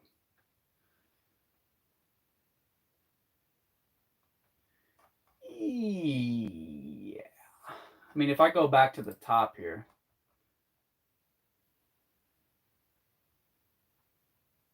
Yeah. No. Well, again, my question is, what about corners? That's my question. Leonel in the chat asked, did you prime the floor? No, did not prime the floor. The caulk is drying. And tomorrow I'll be doing that. Tomorrow I'll prime the floor thingies and hopefully do a test epoxy, little small section of the container home floor. Do a little small test epoxy. That way it can cure overnight, and I can come back the next day and look at it and be like, okay, that's what I want the floor to look like. That looks good. And then I can just duplicate that for the next couple days, 2 or 3 days. Yeah. So, yeah, I don't know. Yeah, my question is about corners, and really my question is where to start the framing. Or do I start it? Is there a preferred way? Is there a smart way? Do you start the corner? Do you start the middle? That's kind of what I'm curious about. Layout.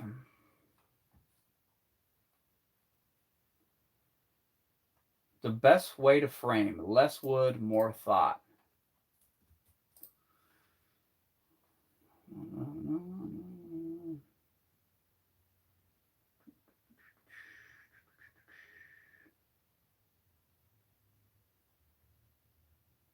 What is this? Advanced framing versus traditional framing. Let's see what we got here. This is the checkers game where By good old Matt Reisinger. It's Matt Reisinger of the Reisinger Homes. Welcome to my video blog dedicated to building science and fine craftsmanship. I want to talk about practical advanced framing on this video. But before we get to advanced framing, I want to show you what standard framing looks like. I'm in a 1950s house that my company is doing a deep energy retrofit. And this is all the original framing on the house. This is 2x4s that were framed in the 50s. You can see these 2x4s are in 16-inch centers. And interestingly enough, this house had an addition added about 10 years ago. And the framing on the addition, besides the lumber looking a little yellower, looks exactly the same. So let's walk back and I'll show you that. And then we're going to talk about a few of the things that we're going to do differently for advanced framing. So number one, this house, 2x4s on 16-inch centers. So look at these headers on here. These are the headers that were added about 10 years ago when these windows and this addition was framed. A ton of lumber in those headers. Lumber does have some R value, but it's quite minimal compared to the foam that we sprayed in those cavities. And then lastly, I want you to notice this 3-stud corner. This is a traditional 3-stud corner. And we've air sealed it. That's what this gray caulking is right here. But really, with a 3-stud corner like this, we have basically no insulation in that corner. Now, my spray foam contractor has drilled these and tried to add some insulation there, and we've also done some rigid foam on this project to help with that. But I wanted to show you what standard framing looks like and some of the issues that you come across when you're framing fairly standardly. So now let's go off to a new construction project that my company's building. We'll show you what practical advanced framing looks like. Advanced framing. If you've not heard of advanced framing before, the idea is that there's so much lumber in a house that actually most houses are probably overframed when it comes to the amount of 2x4s, the amount of lumber or structure in the house. And so advanced framing is about reducing the amount of lumber in the house in a smart way. So what I'd like to focus on today is kind of practical advanced framing. In this house, we took an approach that is not quite all the way, but I think really makes sense for most people that are building a new house. I'm here in Austin, Texas. This is a cooling dominated climate. We do need some insulation in our walls, but not nearly as much as some other climates. Like the Northeast or in very cold climates. But I do prefer to frame all my houses with 2x6 exterior walls. And one of the first things we want to talk about when we're talking about advanced framing is the distance between the studs. These studs here, these 2x6s are in 24-inch centers. So it's 24 inches center to center on these studs. Most houses are framed 16-inch on center, and that's unnecessary. 24 inches on center is plenty. A couple things about that I do want to mention. I'm a big believer in a full exterior sheeting on the house. So you can see here we use OSB on the outside of the house. I actually prefer to use plywood. So I did use pressure treated plywood in the first 2 feet of my house. But we're on slab on grade construction here, so this is a cement slab we're standing on. So at the lower part of the grade, pressure treated plywood in that area, which is a little more vulnerable. Then we switched to OSB from there up. I prefer plywood, but we just didn't have it in this particular project's budget. You can see how our floor joists up there, these are 2x4 trusses that we use for floor joists. They landed on a stud nicely. And then our headers, actually let's stand over here and show you one of the headers. Our headers are mainly timber strand engineered headers. I'm a big fan of these. We do have a few LVL headers in some other places. But when we frame with a 2x6 exterior cavity, that header fits in basically a 2x4 space. And so it leaves us 2 inches from the outside face of the header until we hit our sheetrock. And if you look over here, we started to insulate this header cavity. And that's one beauty of 2x6 framing is now I can use insulated headers. So this is one layer of 3/4 exterior rigid foam. We're going to add one more layer of 3/4 and then a 1/2 inch plywood on top of that, and then everything will be nice and flush. And that will actually be an R10 header, which is fantastic. The second very important point on advanced framing, if you scroll over to this corner, is how we do our corners. If you pan around here, you can actually see on the inside of this corner here. This is something that's commonly referred to as a California corner or a 2-stud corner. You can see that our stud is way back here on this corner, and then we've added this stud, frankly, just as a drywall backer. That could get eliminated in flavor of drywall clips, but I'm just not sold on that process, so we put a stud in there. And then we're going to do a total fill insulation on this cavity. I'm actually going to use Owens Corning Energy Complete. So this entire cavity is going to get R19 packed full of a blown-in blanket. Really good insulation system. On the outside house, we're doing 3/4 inch rigid foam. So that's just a brief rundown on advanced framing. Yeah, I mean, so let's do a hypothetical here in the model. So here's a cutout of the container home. You got the container home over here on the left. This is the original model here. Over here, right, is the original model. Now we come over here, and here's a little copy and paste cutout for some practicing. And yeah, so it's a little hypothetical or a theoretical question here would be, is there ultimately any real difference between if I start the framing in the middle or if I start the framing at the corner? And let's take this hypothetical in the context of there's also a door here that needs to be framed around. So I mean, I feel off the top of my head that if I just decided to arbitrarily, let's say I know that there's like a 10-foot span here of nothing but wall. There's no windows nor doors. And I say, okay, I'm going to build the wall for that 10-foot span. I'm going to build that thing in advance.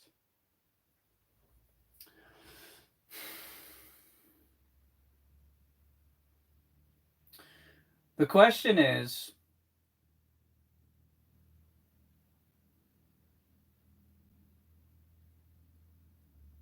does it make any difference if I start the wall like I just raise a chunk in the middle? The chunk doesn't reach the door. The chunk doesn't reach the corner. It's a few feet shy. Does it make any difference with, let's start with the corner. If I just lift up a section here and I just frame 16-inch on center arbitrarily here. Now, this is important. This just occurred to me. I have roof rafters. The roof rafters have pretty precise locations where they land. They land in the dead center between studs, actually. The roof rafters. Now, you know,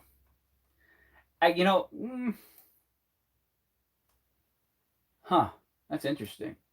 So that's actually pretty interesting. So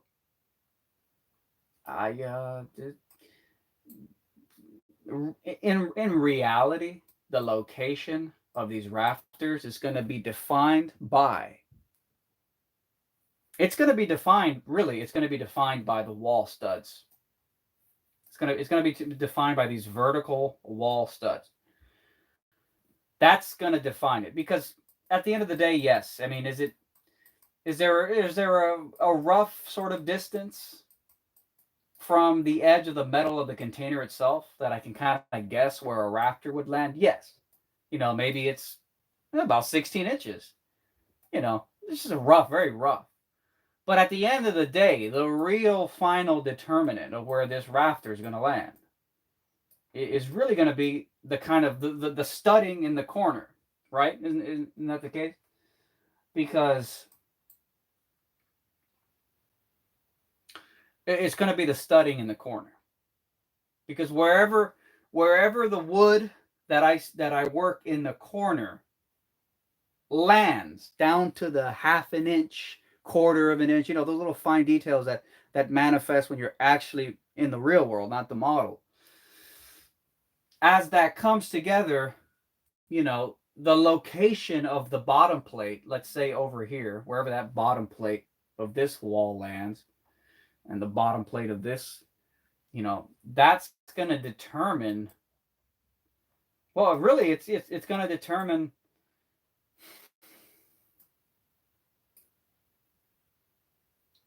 Really, it's going to actually determine where the first rafter lands. It really would. It really would.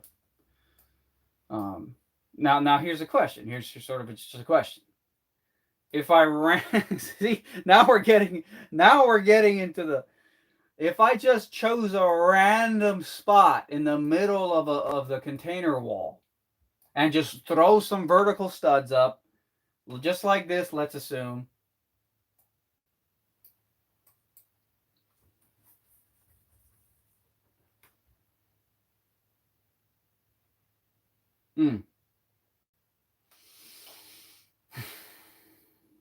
Right.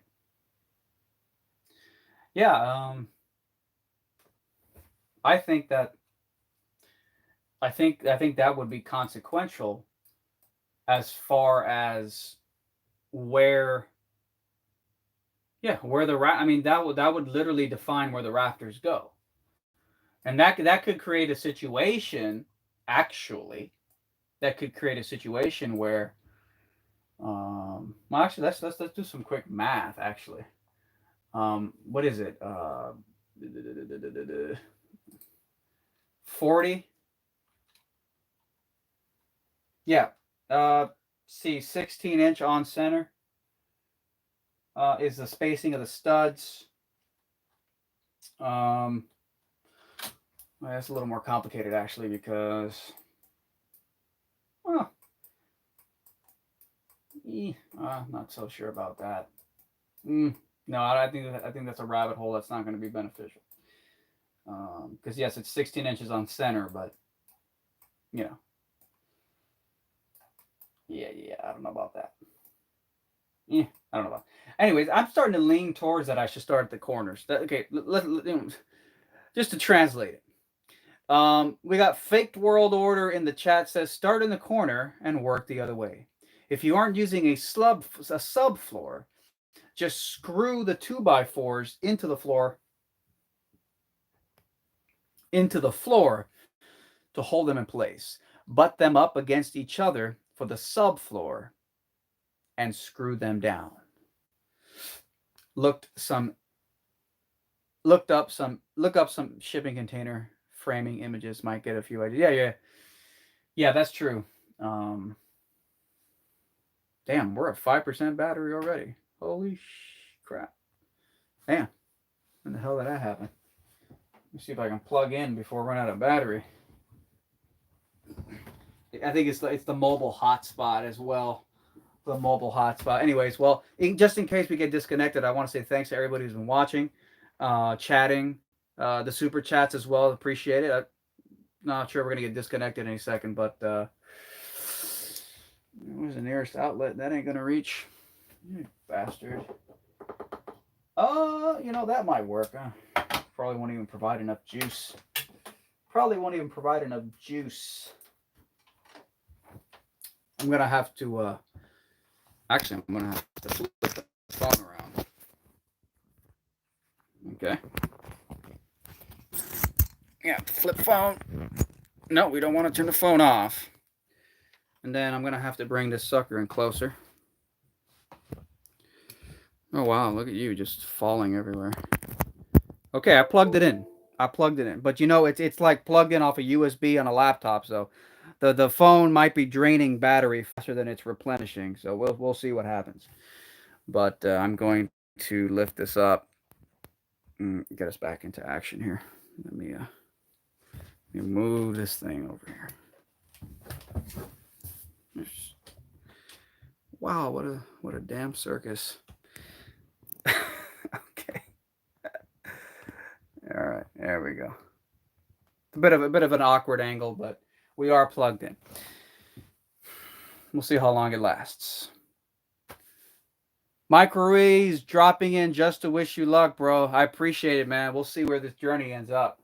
But it's a few months left, so I think it's definitely going to manifesting pretty quickly here. It's just been crazy. There's nonstop for since January. Basically, it's been nonstop.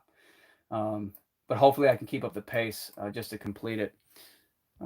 But I think the battery will actually finish up here. So, faked world order was saying to start at the corners, and I'm actually leaning towards that right now for a few reasons. But I think the most important one is that the corner actually will kind of define the location of the rafters.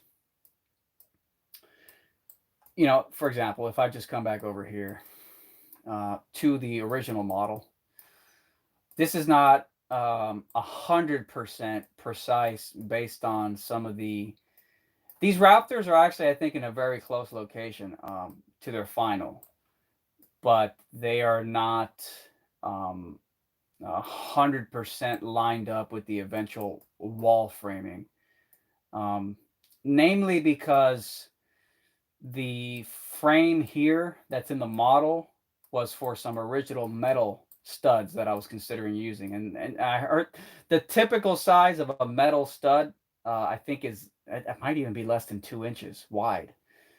Compare that to a 3.5 inch wide for the traditional lumber. But I'm pretty sure when I put these rafters in place, they are pretty accurate, but I'm not sure if they're 100% final accurate.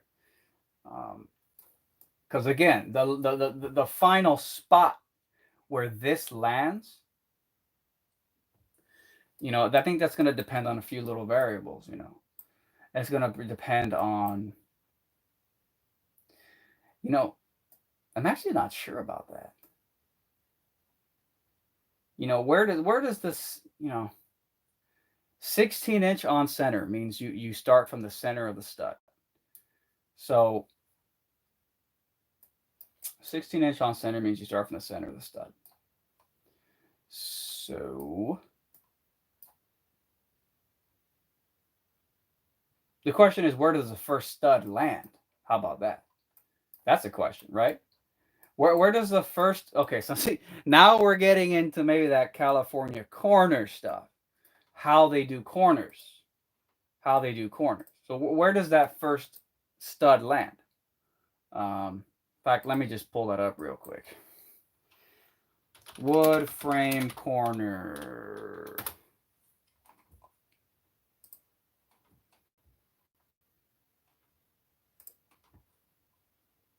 See, you see how the devil's in the details. You see, you get it. Wow. Some of these are some pretty fancy things. Oh, wow, what is that? We have an entity. It's a small insect. It's not a giant spider like I was talking about earlier, but we have an entity in here. I'm going to have to kill him. So just give me a second while I take care of this bug. They're bugs. And they're just like, I'm going to go into your nest. I'm going to fly around. I'm going to act like an idiot. And then if you try to kill me, I'm going to freak out. Look at this. What is this? Like, what is this thing? It's like a giant ant with wings? I mean, my God. What are you doing in here, bro? Sorry, guys. I know that this is riveting.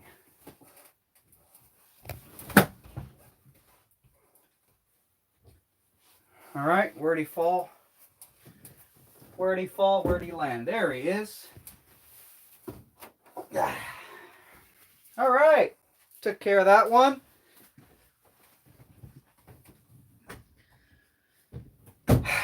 Sometimes you just, I think one of the greatest mysteries in life, one of the greatest mysteries, is where did the insect get in through? It's one of life's greatest mysteries. It's like, where did the universe come from? It's like, what came first, the chicken or the egg? Where did the insect enter through? You'll never know. You will never, ever, ever know. And that's haunting because you'll never know how to prevent another one from getting in. Anyways, so look at this. They got a 2-stud corner, a 3-stud corner, a 4-stud corner. But the question is, what kind of corner am I going to have? I keep hearing about the California corner, and I do like that one. So let me just look that up real quick. California corner. Making a California corner. How to frame a wall corner. Let's try this.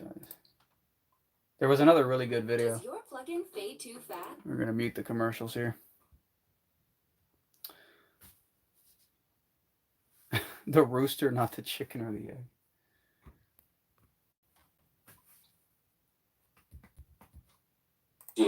And we're still working on the laundry room project here, and we're getting the framing all corner. I want to focus on the corner. Then you have this wall and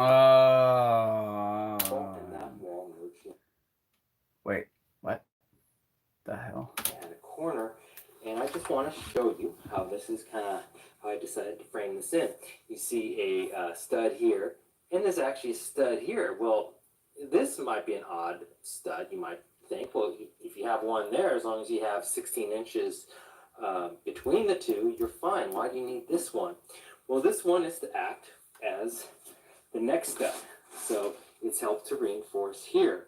So it's you could have a stud facing this way as well, but this is basically the first stud to this wall. But I'm not going to stop at that. I'm actually going to put one more stud right here. Really? And now you might be thinking, well, Gio, you're just getting carried away now. You're just overdoing it. But the reason why you want to do this is not because of the strength of the wall. It's for the drywall later on. Now, let me put this back, and we can kind of focus out this corner again. Now, when I put drywall on this side of the wall, I could secure it on this end stud here.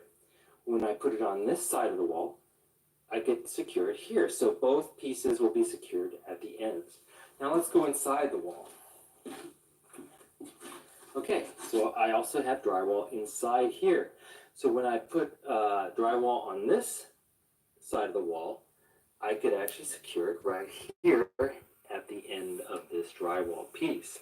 Now, when I put drywall on this side, what happens?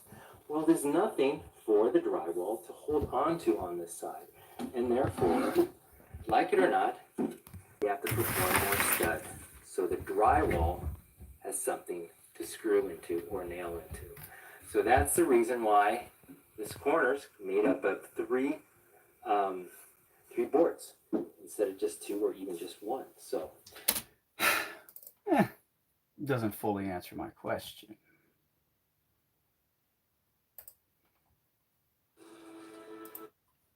Freaking ads like crazy.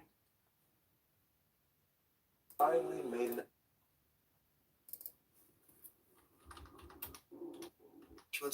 I wanted to make a quick little video about building wall corners. I've been in construction for a long time. I've built a lot of houses and did a lot of remodeling.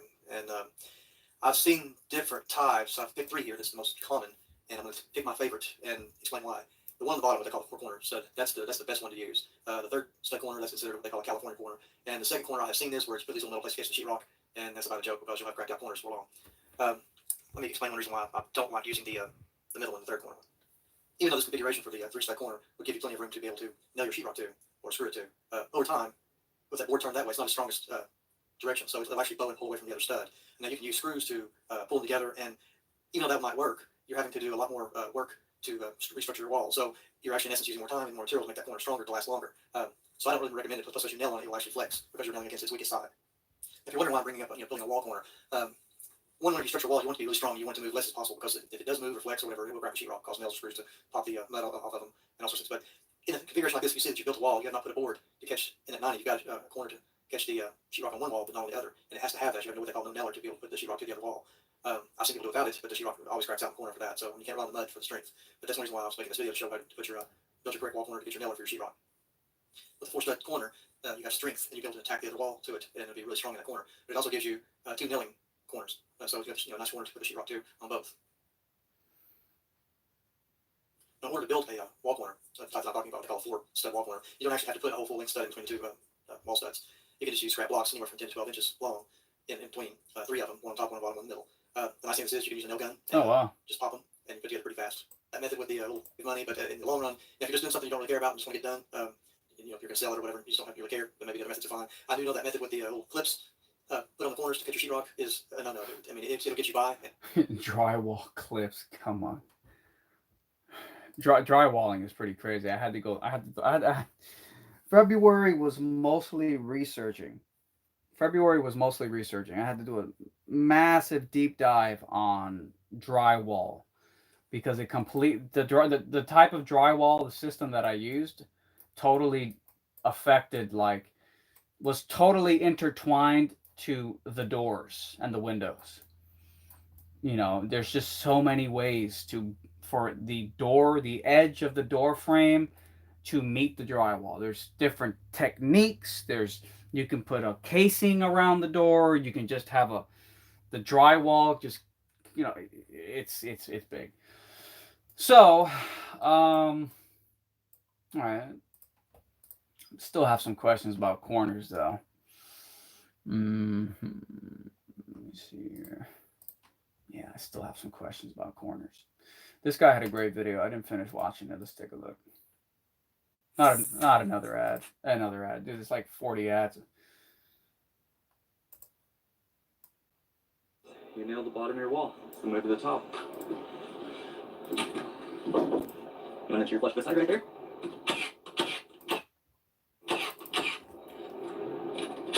This got a really good Plate, video. also sill plate or unsill. You have a top plate and you have a double top plate. We're gonna go ahead and do layout right now. All three of these are cut at 6 foot. We're gonna pull this top plate, set it aside for now, and lay out these two here. This is where people start to get confused. 16 inches on center. You're not gonna mark 16. You're actually gonna mark 15 and a quarter, and 16 and 3/4. What that does is when you get to 4 foot, and you have a 4 foot sheet of OSB, 4 foot sheet of drywall, 8 foot sheet of drywall, it's gonna land right there. It's split on side. Keep laying out 16.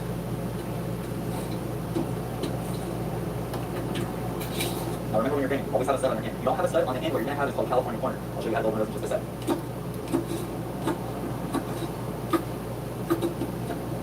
Now a little fun fact for you guys. Back in the day, framers did not lay out like we do today. They wouldn't mark both sides of your stud. They would mark center, and that was it.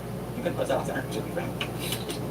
Alright, so we're gonna go ahead and take one stud, put it on edge just like that. Take the other stud, lay it on top, flush up your hands, and then make sure that's nice and flush there. And go ahead and roll it down. Alright guys, so now we got our bottom plate down there. Top plate up here, we're gonna go ahead and spread studs in between. So we're building an 8 foot wall. Our studs are pre-cut from the lumber yard at 92 and a quarter. When you add the 4.5 and the triple plates, that puts you at 96 and 3/4, leaving you a little bit of wiggle room when you go to your drywall. Let's get to building this thing. Alright, we're gonna go ahead and crown all of our studs. And what I mean by crown, you're looking for the bow and the board. Every board that you're gonna use in construction is gonna have a bow, or what we call the crown tube. Crown always goes up.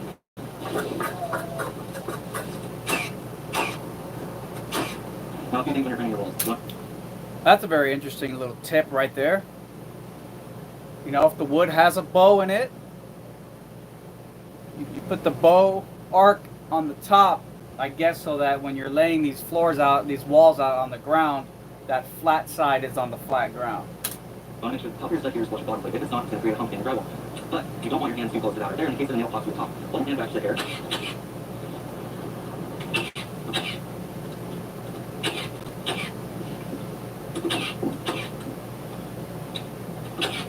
Alright, congratulations. You nailed the bottom of your wall. Let's move to the top. You want to make sure you flush this side right there?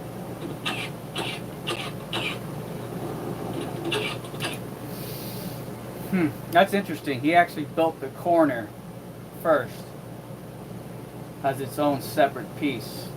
He built that right there as its own, and then he attached it to the plate. Get this last one nailed up.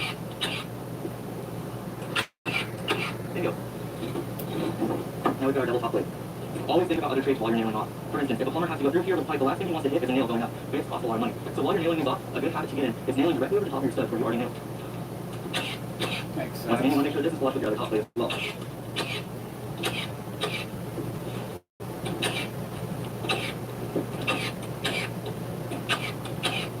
Congratulations, guys. You just put together your first wall. Now, an extra step you can take, some people do it, some people don't, is blocking in between your studs. Now, this helps keep studs rigid. This helps when you're lifting walls to make sure that they're nice and sturdy. And when you don't have blocks in the wall and you go to stand, you'll notice it's really flimsy. Now, I'm going to show you guys how to block up this wall. As I said, though, this is an additional step. You don't have to do it, but I highly suggest doing it. Don't ever want your blocks to be too tight because what will happen is you'll notice a bulge on both sides of your wall. So we cut them in here short. What we call a standard block is 14 and 3/8. So we're going to go ahead and cut 1, 2, 3 at 14 and 3/8, and we'll cut our special after that. But first, we're going to go ahead and get our walls laid out for where our blocks go. Some people run a continuous block line at 4 foot or 4 foot 6. We run our blocks at 3 foot 6, 4 foot 6.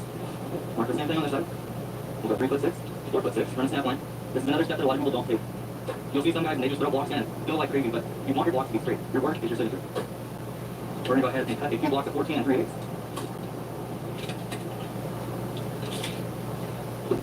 First, 4, set. I want to put a little block kind of. So I want to explain to you guys the reason behind the Cali corner. When the insulator's trying to insulate, they can get insulation back into here. While if you were to do one step here, one step there with a little block in between here, that creates a dead space, and you don't want that with an energy efficient home. You will see guys use triple studs here as well. 1, it wastes more material. 2, you are creating dead space that isn't insulated. This is by far the best way to do it. The California corner is a perfect advanced framing technique for energy efficient homes. I highly suggest you use it. Okay. Kind of interesting.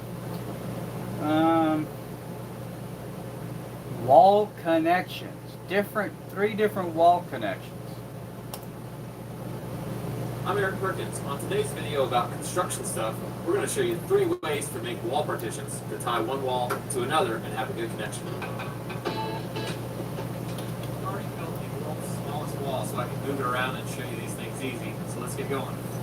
So first let's do an example of why you need a wall partition to make a connection from one wall to another. If we put this wall position right here and try to nail it, the only place we get a nail is in the top plate up here and the bottom plate down here.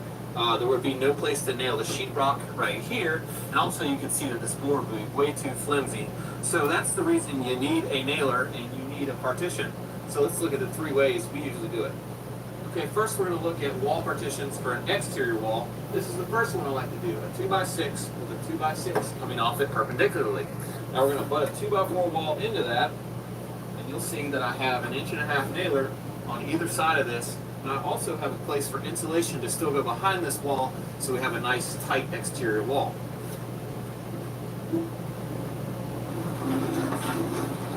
Alright, here's our second example, and the good thing about this way is that it uses scrap boards. So you can save 2 or even 3 studs by doing this method. We use scrap boards to cut these. So again, an exterior wall, you can still get insulation behind these. We use scrap boards. The only disadvantage is that your drywallers may not like it because they don't have a continuous place to nail. Let's butt this in. You can see that we have a place to attach or to have it. That's really interesting, actually. So like a wall partition.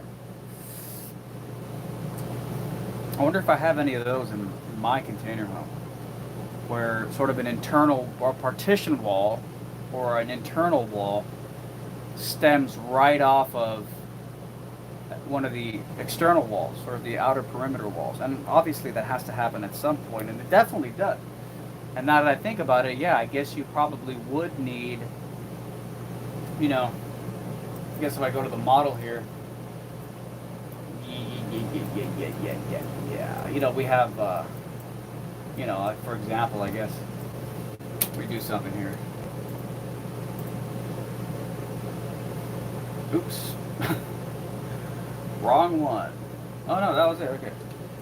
You know, this is the external wall over here. Runs, and then you have this partition wall right here. Partition. So, yeah, that actually makes sense, because then you'd have to have, you know, framing that runs this way. And what is that final stud over here? What does that connect to? So that is another little nuance I have to think about. Another nuance I got to think about. So, anyways, let me go back over here. I felt like I was making some progress, assuming I was going to go with the corner. I like the idea of starting with the corner, to be honest. I think it's just smarter. I mean, how often do you have a, you know, I guess you could have a window or a door fairly close to a corner, but in my case, plenty of the corners of the house have a lot of room. I might end up starting with this corner over here. This corner here, actually. I might. Because over here, you've got a corner, but it's really close to the front door. And since I'm going to be framing the front door, it's probably what I'm going to do. I'm going to be framing it weeks later when the doors arrive, so I can get the actual measurement of the door in person. I want to be very careful and precise with that. I don't want to frame right next to the door. I want to leave ample room of non-framing. So, but if I come over here to this corner, I got a pretty good amount of space before the first window. I can get some, you know, and kind of, maybe you can think of it almost like a benchmark. I'm kind of establishing the starting point, you know. It's like everything stems out from there. Because the moment I start framing a corner, it kind of seems to me that I'm defining the final location of so much of the rest of the frame, of the framing. You know, if I come back over here, and I start framing a corner,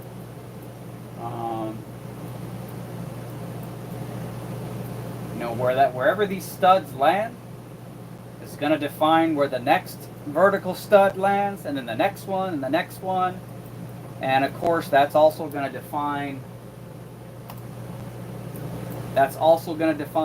where the rafters go. That's going to define where, and obviously you can't start with the rafters, because the rafters are suspended by the walls, because they connect to the walls with the joist hangers. So you're not starting with the rafters. You know, so you're definitely starting here with the walls. And if I start from a corner,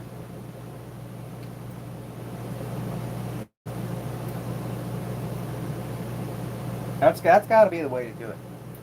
You know, and it's not just me saying that. A few Google searches has revealed that. Start from the corner.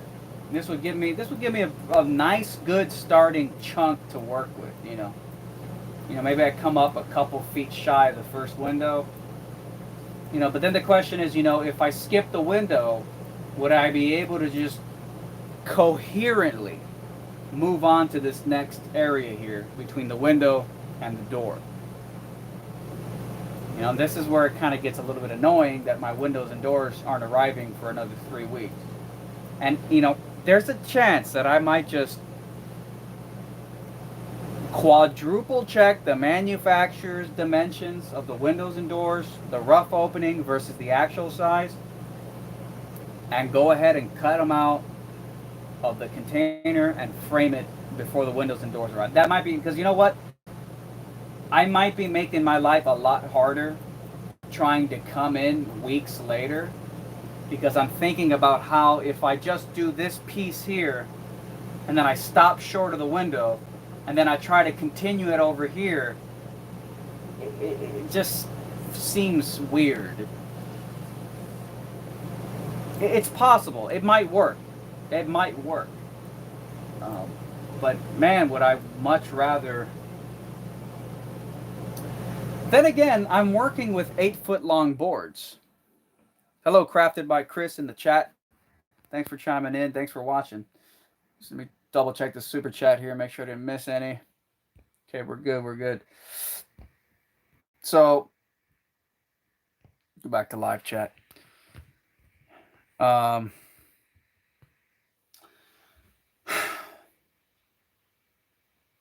With small chunks. And so because it didn't be that bad to, you know, this is probably about 8 feet here. I don't know, let's see. Let's see. If I just start from, you know, about here. I go to the window, what are we talking? 112 inches.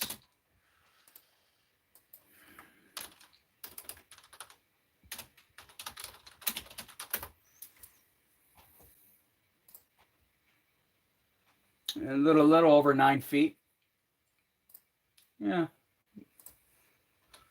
So no matter what I do, I would have to combine two separate sort of wall structures together at that point. No matter what I do, because that's the wood that I ordered. Because apparently a 2x4, then a 2x4x6 on Home Depot was more expensive. Not a lot more per foot, but when you're ordering a ton of lumber, I say very, very interesting.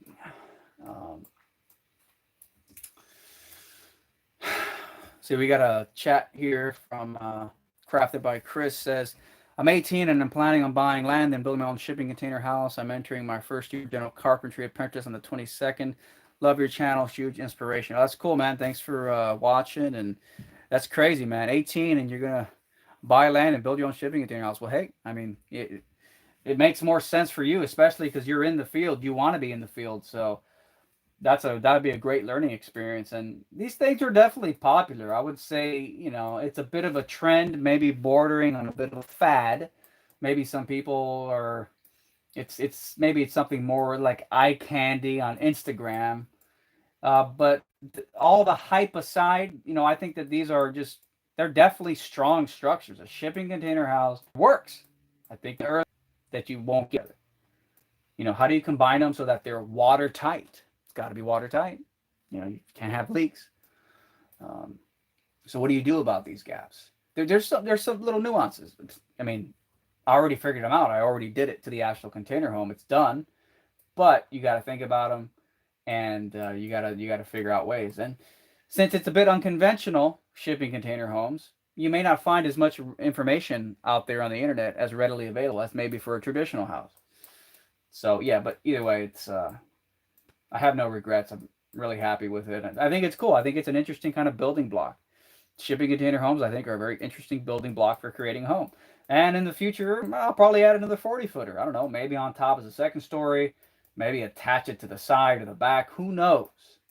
But I'm definitely not gonna. I don't have plans to change the style of construction unless the price of shipping containers stay high for like the next 20 years. Which apparently I heard the shipping container, the price of them has actually they've gone up in the last year or so. So you know. Uh,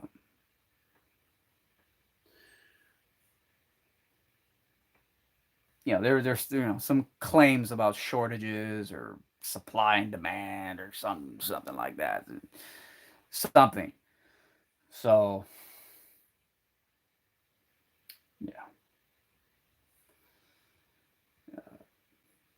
yeah, there's actually another person that I know. Hello, Chris Mandolia in the chat says, "Hey, hello." There's another person I know, Midwest Container Homes, I believe is the name, and he's building a massive container home with like I forgot how many shipping containers. It's just crazy. It's huge. It's like a giant complex. And he told me that he had bought some of the containers, I think, but some of them he hadn't bought yet because he was still in the process of doing his thing. And the price increase in the cost of shipping containers, it hit him decently hard because he had to buy more containers, but the price had gone up, and he said it was a bit painful. I mean, I don't think they're like. I mean, I don't know actually. I don't know what the new price. I just haven't really had to research it that much nowadays. I did the research for the containers that I bought back. I started April 2019. That felt like a different era, basically a different reality. It was a complete. I mean, it's just it feels like so long ago now, especially because of the health scare of 2020, right? That's definitely made everything feel a lot more distant, like from another dimension. But yeah, so so hopefully, if there really has been a significant price increase in shipping containers, hopefully it doesn't last too long. But anyways, it's hard to believe that they cost more than lumber nowadays. So it's like, oh, don't build shipping container homes. The price of containers has gone up. Well, we don't build a wood frame house. The price of lumber has doubled. It's about doubled. It's crazy. I spent about $5,000 on the lumber for a 960 square foot house. Just like what? Debunking history in the chat says it's quadrupled. Yeah, I'd probably quadrupled. It's just crazy. It's just insane. So I'm not sure if the price hike and the cost of shipping containers is actually prohibitive, given the spike in debunking history in the chat says a 2x4 is $9. It was $2.75 a year ago. And that's the funny thing. It's like how much of that is just inflation? It's a very interesting thing. Like, it is $2. Does $2.75 today still mean the same as what $2.75 meant 2 years ago? Especially after the health scare of 2020. That caused a lot of disruptions. So it's nuts. It's nuts. And that's part of the reason I ordered. I'm like, I got it. I mean, it's kind of funny, like, yeah, basically by some chance, just around the time where I was planning that, okay, it's time to start ordering lumber, was literally just like within a week or so, just around the time that I first heard that that there were spikes in the price of lumber. And this has apparently been going on for like a year now. The spikes in the cost of lumber. So I didn't get any like advantage because I heard about, oh, the whispers, it's coming, the lumber prices are going to grow up. I didn't really get any advantage because this is just exactly around the time. Like maybe if I don't know, I just never heard anything about it. Only in the last like 3 weeks I started to hear, just heard about, oh, lumber prices skyrocketing. And they have been going up, but I think they had already been going up for maybe a few months. So maybe if I'd heard about it a few months ago, I would have ordered. I absolutely would have ordered it months ago instead of just like 4 days ago. I ordered the lumber like 4 days ago. But if I'd heard about it much earlier, I would have ordered months ago. Just and then maybe stored it away somewhere. That's what I got that extra 20-foot container for. It's going to store the lumber. Still saved huge by going container. Interesting. All right. So, yeah. I like how this model has a little lockbox mechanism on it in the model. That's pretty funny. That's pretty cool. Debunking history still saves huge by going container on structural cost.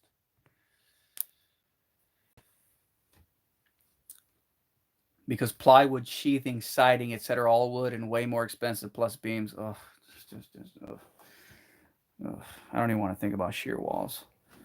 I mean, it wasn't the costly expense of all the lumber that I ordered. The shear wall definitely wasn't one of the more costly things.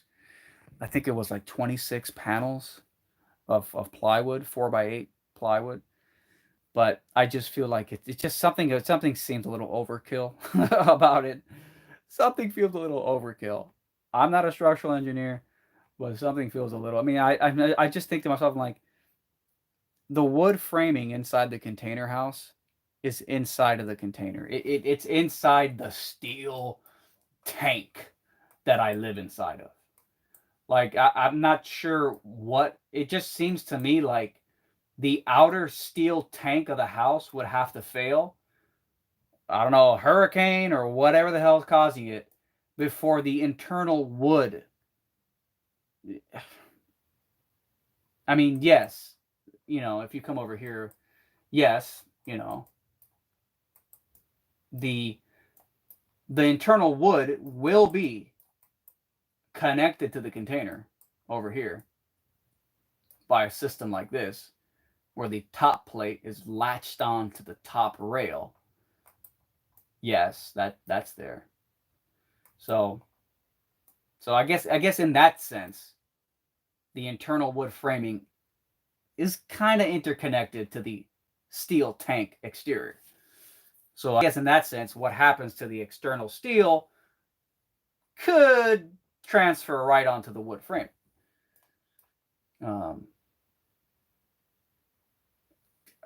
Hey man, I left that up to the structural engineers. I'm not even gonna bother. But let's go back to the chat here. Chris Mendolia says, love the content, by the way. Hey, I'm glad you found it. Glad you're watching, man. Debunking History asks, how many gallons of Tropical to do the roof? That's another big savings / bullet dodge in terms of future costs.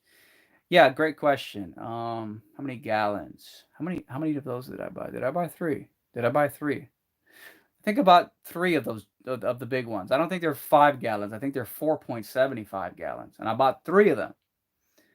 Absolutely took 2. And I think I got a little bit more than halfway through the 3rd one. So I definitely needed the 3rd one. Now, something to consider. Let's see if I could do it here. I think I could have pulled it off with 2. Yeah. It was about 700, something like that. Yeah. I think I could have pulled it off with 2, except for one issue. What happened was, if you look at the roof of the shipping container, this looks like the ones that I had to deal with. I'll show you now. Remember that when you're applying the Henry Tropicool to the shipping container roof, You're not just like, oh, it's 8 foot wide by 40 foot long container. That's 320 square surface area feet. So that's all I need.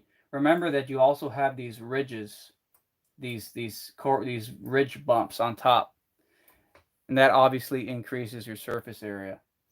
And the problem was that the first container I had, built by another manufacturer, actually had a lot. It probably had half as many of these, half as many. And it was actually the first one that I did with the Tropical. It had half as many of these. This is just crazy. This looks like the other two, you know. So I think that that creates more surface area. Um, Man, I think I got through the first roof, the first container roof. And definitely, well, I was still in the first bucket. I might have been, I might have been 2/3 through the first bucket by the time I got to the end of this one. Now I don't know. I don't know if mathematically that makes any sense. 2/3, but then you multiply that by 3. Is that 2 buckets or 3 buckets? I don't know. Maybe I'm not making any sense. That's possible too. But the point is, yeah. So, and of course, this created massive headaches because the roller paintbrush type of thing that I was using to apply the Henry Topical, it really struggled to get to apply it right in the corner here. Because the brush is kind of thick, and it's you gotta push to kind of really get into that where the flat meets the beginning of the slope here, and then that little nook just constantly would not get any of the Tropical. So it's just like it's like you can't just it really it turned it from what I was hoping to be a 1 day project into a 4 days, maybe 4.5. I can't remember exactly, but yeah, it got so. Yeah. So, anyways, great stuff in the chat. Love it. You got George up in the chat. Hey, George, that's great. You're still way ahead with inflation. Might be 7 to 10% more after 2021. Well, we'll find out, won't we? That's a whole other topic, inflation. Chris in the chat asked, what's the lifespan of this Tropical product? Haven't seen it before. Tried to look up. I looked it up before I bought it, and I was able to find the answer. But then afterwards, people kept asking me, how long does it last? And I tried to look it up, and then I couldn't find the damn answer. But I think I remember reading is like, I don't know. I want to say like 25 to 30 years, but I don't even know if that was official. And I think it lasts longer than that, or at least it's supposed to. But I guess we'll find out. My dad says he knows somebody who actually got a silicone seal for their roof. And I don't know how long they've had it, but it's still holding. So, hey, what's up, Marco in the chat? Nice to see you, man. Great, glad you made it. Glad you made it. So,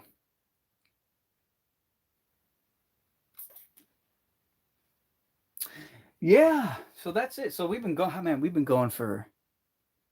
It's funny. It says we've been going for 48 minutes. That's obviously not true. I'm pretty sure we've not been going for 48 minutes. It probably disconnected for a second and then restarted. 2 hours. Yeah, of course. Anyway, so yeah, let me Control Z here. All right, so I definitely made a little bit of progress here today.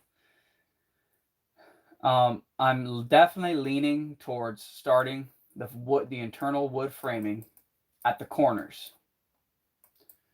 Definitely leaning towards that. And then what that essentially does is you start at the corner, wherever you lay that wood, that basically predetermines the rest of the framing, at least as far as like rafters go and the 16-inch on center, without a doubt. So wherever that final location is, where I drop that bottom plate here, and I put that bottom plate there, that's going to be where the countdown begins, where the count to 16-inch on center starts. And of course, wherever these vertical studs go with the 16-inch on center, that also defines where the rafters go, directly in the middle between the 16-inch on center vertical studs. And if I were to arbitrarily start somewhere in the middle of the wall, like I'll just pick a spot, I'll do it right here, whatever, then that would create something kind of bizarre as I start to fill in, coming towards the corner, coming towards the end. That there could be a situation where the rafter lands right up against, really close. Whereas I'm imagining that the first rafter, which are separated by, let's see how much. I think it's about 16 inches or something. We start from the center to the center. Yeah, this is showing a little over 16 inches. So 16-inch on center, so that makes sense. Yes, this is SketchUp. Yes, Chris, in the chat, this is SketchUp. George says, my sister had a trailer and we would put tar in it every few years. Yeah. The white paint really helps deflect the heat from the sun. Yeah. Oh, it really does. You know, my dad and I were in the container like a couple weeks ago. It was just after I finished applying the Henry Tropical. And I noticed that the walls, just the walls of the container, you know, they were in direct sunlight and, you know, they're pretty hot. You know, put your hand on that metal, it's hot. And then I don't remember if it was me or my dad were like, hey, let's see what the metal of the roof feels like. You know, inside the container, the sealing of the metal. You know, now that I just put the Henry Tropical on top outside on the roof, and it was cool to the touch. It was cold. It was like cold. It felt cold. So that Henry Tropical was just deflecting that heat like crazy. So it definitely works in that regard. And it's not just to deflect sunlight and heat. It's also to seal the roof and prevent leakage, water leakage. It's even ponding resistant.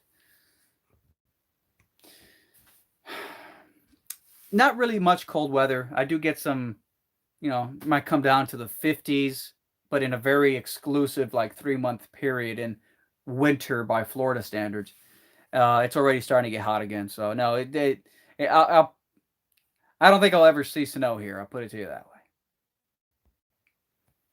Yeah, there's definitely different variables to consider. You know, snow, rain. Marco Loretto in the chat. I'm using aircrete to insulate the outside, then tile. But my issue is the cold in the mountains. Aircrete, never even heard of it. Insulate the outside. Wow, that's aircrete. Wow, that sounds pretty intense. Aircrete. Wow, that could be so many things. that could be so many things. I mean, I'm just trying to imagine what that could possibly be. And you know, I don't want to just assume it has something to do with concrete.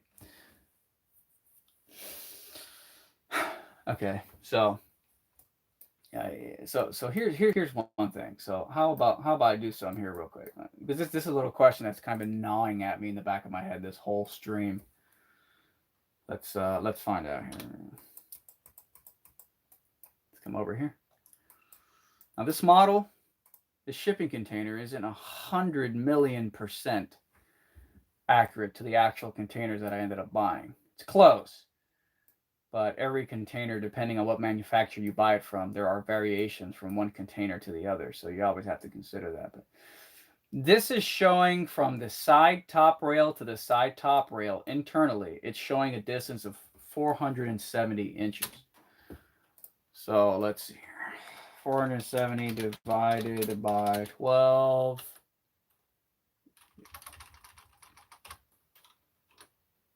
God, Jesus.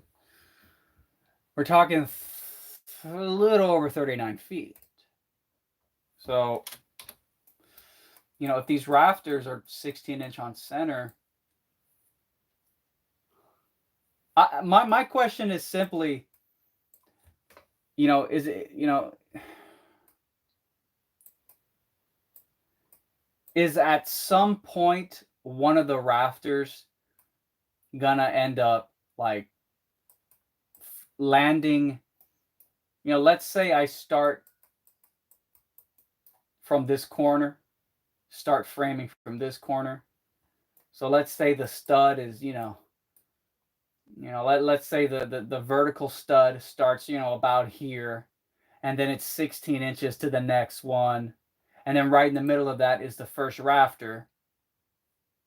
And then so that defines, actually, what's interesting now that I think about it? See, again, this is why I have to figure out exactly how corners are framed.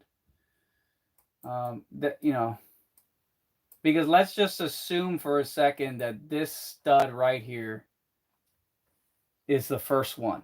This is the corner of the house, and this is the corner stud, and this is the first vertical stud. And then from here we start counting 16 inches on center, 16 inches on center, right?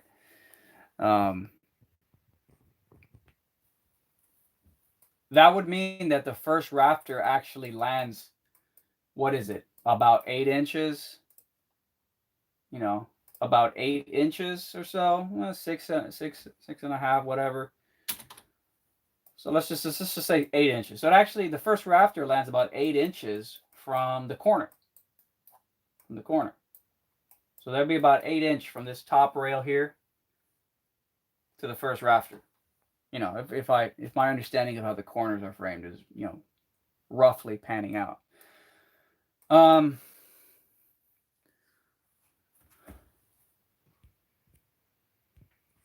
So my question is, if you have, let's see, what did my math get me? You got 31.16 feet, 39.16 feet is the full span from edge to edge here, internal edge to internal edge. We were talking about, let's just say 39 feet. And the first rafter starts about 8 inches from there. That means, I'm just curious, if I start from this side, and these rafters are predefined now, they have to be, 16 inches between each rafter, going all the way over here. I'm just curious if it's like symmetrical. I'm just curious if the rafter will land 8 inches from this side. Over here it's about 8 inches from this side. If they go 16 inches on center, will it magically land at, Now I can probably do some math, or I can make my life a little easier and just duplicate these rafters the whole distance and just see where they land. I'm not the greatest math person though, so let me hit the chat real quick. Marco Loretto says cement plus foaming agent. What the hell? What does the finished texture look like when finished? Asks Chris. Marco responds, looks like concrete, but depending on the foam percentage, it can float. Aircrete, Harry, and Honey do Carpenter focus on it. George says there's an architect show on Netflix where there's a lot of concrete to keep the house cool, but I'm sure that's expensive. Chris says, so 8 inch on center plus half the thickness of the lumber and starting counting by 16 inches will let you see where it lands. If the lumber starter plays against the spot you showed. What's your total length? Why does it have to be exactly symmetrical? It doesn't. Devil's advocate up in the chat, playing the devil's advocate. Why does it have to be exactly symmetrical? It doesn't. I'm just trying to resolve a question because I'm a complete noob to framing, and I'm getting ready for the big framing that's coming up once the lumber's delivered in a few days. So I'm trying to figure out some of the little nuances. And my question right now is, where do I start? Because the thing is, the windows and doors don't come for like 3 weeks. And even though I can go to the manufacturer's website for the windows and doors, and it'll tell me the exact rough opening and the exact dimensions, I don't feel confident in those numbers. I'd rather have the windows in my hands and measure them myself. So I was thinking, well, maybe I can just start framing somewhere else. Like I'll start framing here on the wall next to the door, but I'll just wait till the doors show up and I'll start framing that later. And then I start thinking to myself, okay, but can I really just start framing arbitrarily at any point on the wall and everything will fit and jive? And so that led me to like, well, what if I start at the corner? And now I'm pretty confident I'm going to start at the corner. But now I'm just wondering if I start at the corner, given that the first rafter will be about, rough 8 inches from this side over here, I'm just curious if it would land symmetrically about 8 inches from this side, because I feel like if it does, maybe there was there's a specific reason for why the structural engineer did it that way. Maybe that means that there really is a predetermined order to how this is supposed to be laid out, and I can't just make up any random spot where to start the framing. If it ends up that the final rafter is like an inch away, well, then that tells me that it's just wherever the damn thing lands. It doesn't matter. So I just want to get the answer to that question right now. Just, these are the little things that help me sleep at night. Once I get the answer to these things, it just helps me sleep at night. This is what happens when you're a noob. This is what happens when you're trying to reverse engineer things. This is the way I know. That's just the way I go about it. I hope that made sense. Yeah, Chris is trying to help me out here. Let's just do some here, guys. Let's just do some here. This won't take long, and then you get to see some live modeling. So let's just do some live modeling here, okay? Let's do some. Let us do something here. We'll do some live modeling here real quick. So what are we talking here? We are talking. It's a 2x4, so it's technically a 1.5, right? 2x4 is technically a 1.5. My brain is fried. Yeah, so 1.5 by a 3.5. So it's funny. I downloaded this pre-made 2x4 model off the SketchUp model marketplace. I just downloaded this 2x4 model. Well, whoever made this 2x4 model actually made it a 2-inch by 4-inch. So,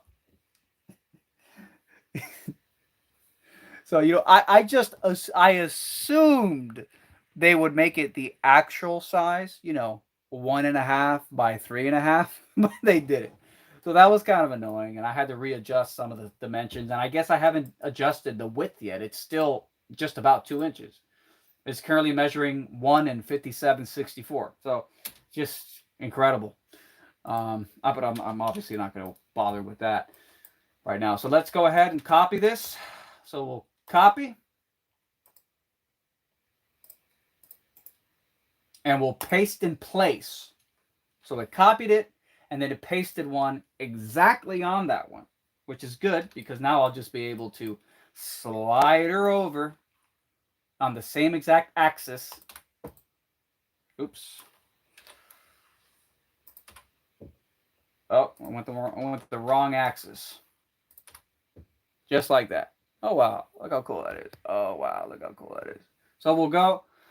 I'm going to move it over here for now just to get a rough location. Then what are we talking here?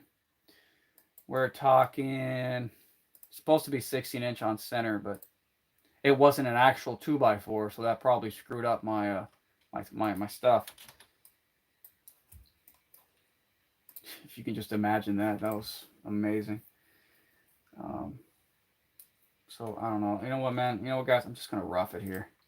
We're just going to choose right here. Actually, I got to turn my guides on. So we're going to start it here. And we're going to go 16 inches on center, right? So let's go 16 inches on center. 1/6 inch. Boom. Wow. Oh, okay. I was about to say. All right, here we go. So let's go ahead one more time. 16 inch on center. 1/6 inch on center. That's our next spot. So we'll move our stud over. Just about the center there. You can move that over a little bit more.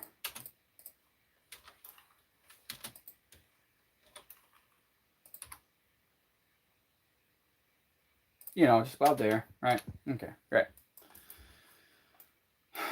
So,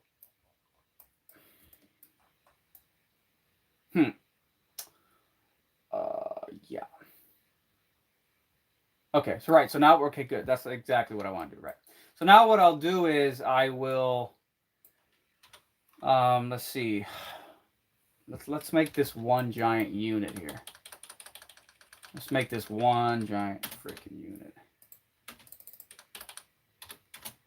So let's, God, what the hell? Oh, God, I know what that's going to do. I think I know what that's going to do. Yeah, that's a bit of a circus. That is a bit of a circus.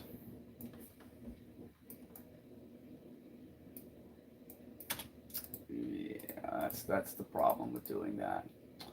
Yeah, that's the problem with doing that. It's all, they're all in, all this whole thing's all interconnected. So if I start moving the rafters, I think the whole freaking original house model is going to start moving over.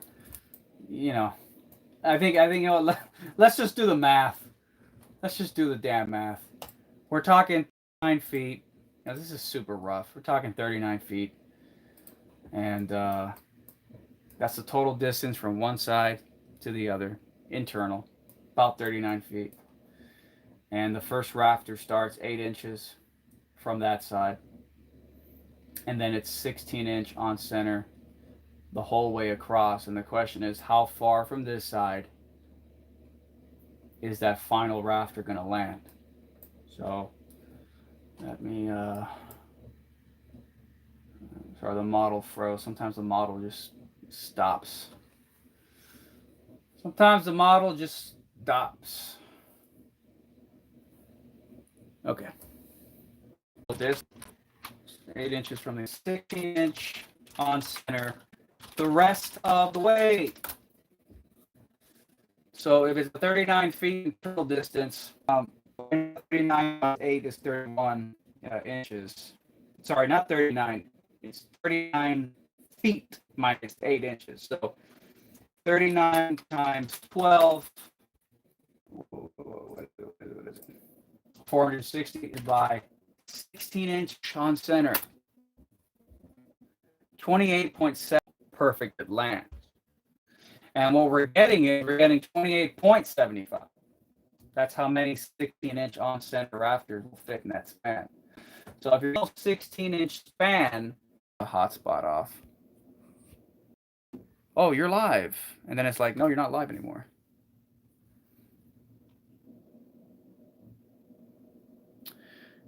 I think we got disconnected, guys. Can anybody see me or hear me? If you can confirm. We got some math from Chris in the chat. 39 feet times 12 is 468. So then 460 inches minus 8 for the distance of your starter stud equals 452 divided by 16 inch on center will be. I love how we came to a different conclusion. That's always not a good sign. Equals 452 divided by 16. 460 minus 8. Oh, I think I did. I think I made a mistake, didn't I? No.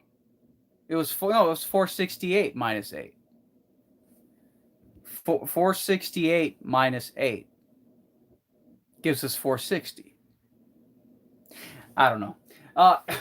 I might end up. It's okay. Yeah, it's fine. I might end up. I don't know if I'll model it out, but I think the point is that just like the devil's advocate in the chat, who was playing the devil's advocate? Mentioned or hinted to. I don't think it has to be perfect. I think wherever the rafter lands, it lands. I don't think it matters. You know, it's kind of like the way vertical studs. When a vertical stud, yeah.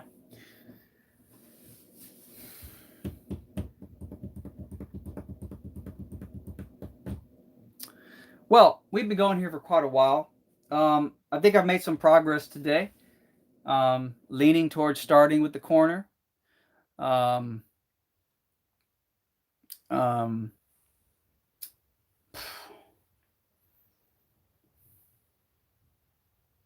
yeah, maybe stop shy of the windows and doors. I don't think that'll be an issue. And then it just keeps going. It keeps going. It keeps going. It's 16-inch on center until it hits an obstruction. The rafters 16-inch on center, and they keep going until they hit an obstruction. In this case, like the top rail over here. Same thing with the vertical studs, not just the rafters of the vertical studs. 16-inch on center. They keep going, they keep going, they keep going until they hit an obstruction, like the outer framing of the door or a window.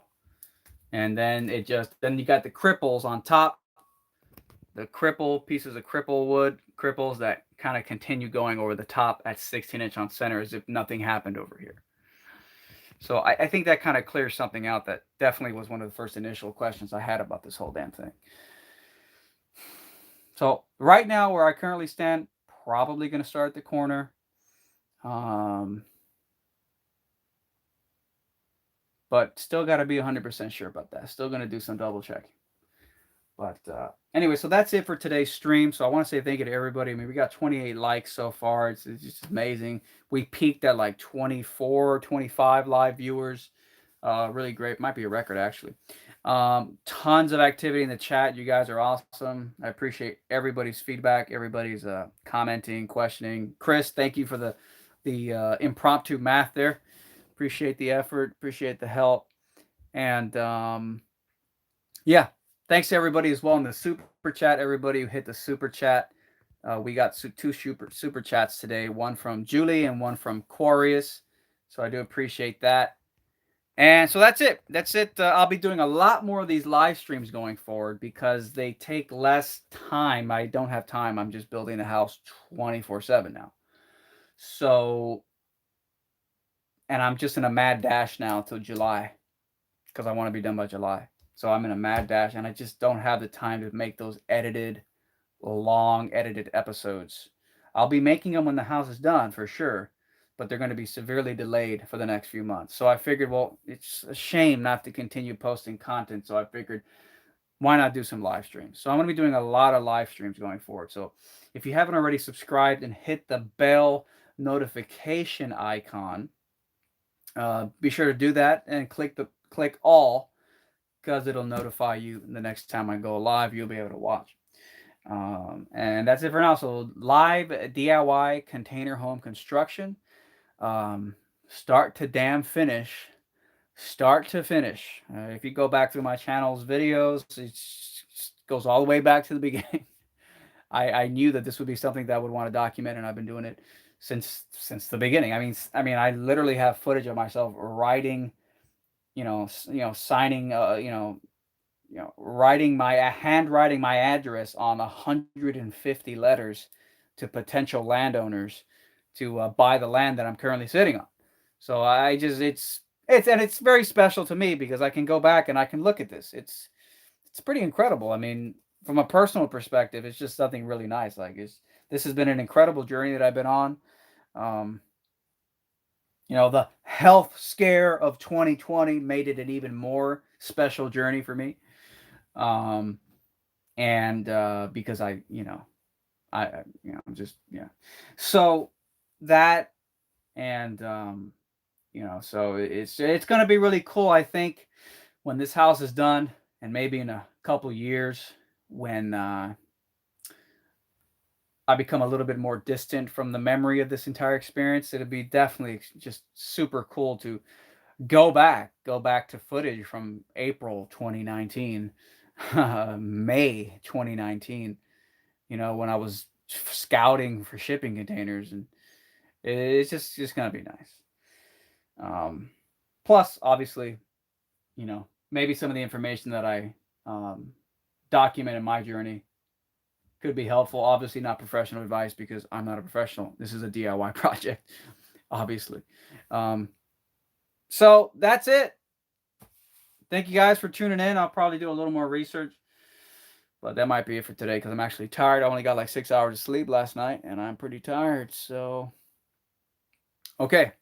double check the chat here. We got Jay Check in the chat. I'm getting ready to build a cargo container house in Florida, 40 by 40 for the first floor and 16 by 40 for the second floor. Whoa, dude. 40 by 40. So that's, wait, 40 by 40. Well, if you're using 8 by 40 containers, wait, 8, 16, 24, 32.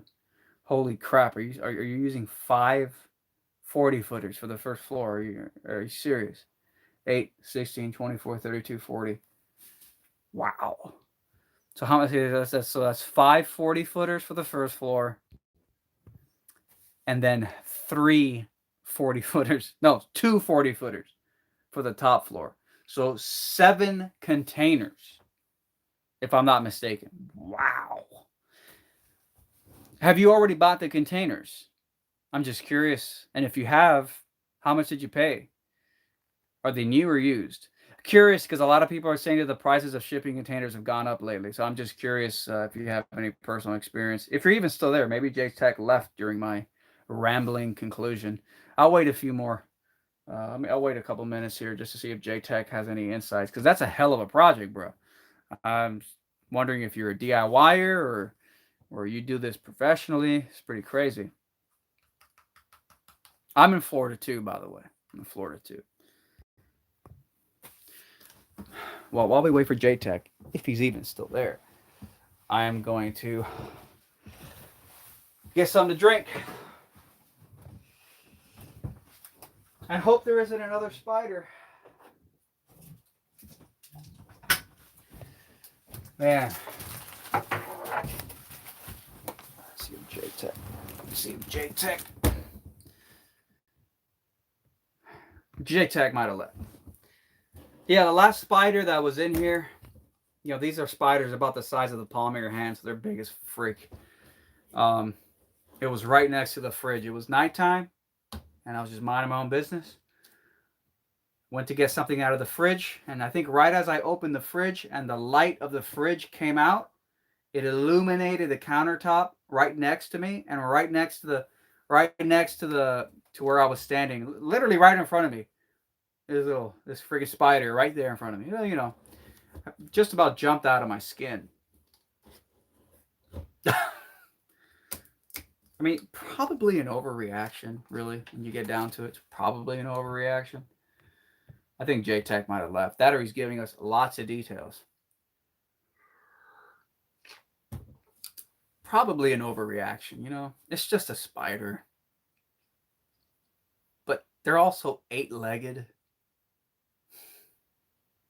And there's something predatory about the way they look. Those 8 dagger legs. I don't know. Maybe I've just been programmed, cultural programming. But there's something very just like, you just see it and you're like, oh, just freaks you out.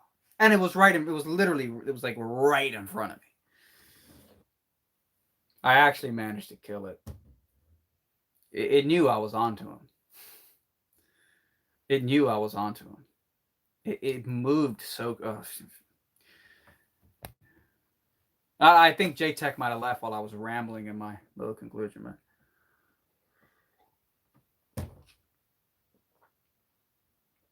Dude, that's crazy, dude. 7 containers.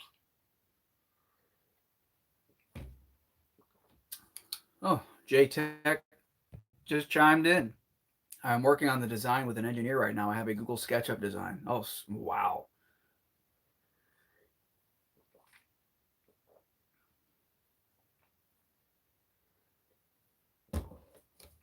You haven't gotten the containers yet. Wow. Common Men in the chat asked, do you have any tips on buying cheap land in Florida? Did you watch my video that's currently on my channel about how I bought my land? Because I go into, it's like a 20-minute long video. I go into exquisite detail on what I did to buy land without using a realtor, which I believe saved me some money. One thing I know is that the price of land around here has doubled. Yeah. Go to my channel. There's a video there I think it's called How I Saved Thousands of Dollars Buying Land Without a Realtor. And it's like 20 minutes, and it's about as comprehensive as you can get. It's literally everything that I did basically to get the land that I got without a realtor. And there's a lot of interesting techniques people use. Namely, they use something called tax maps, I believe. And it's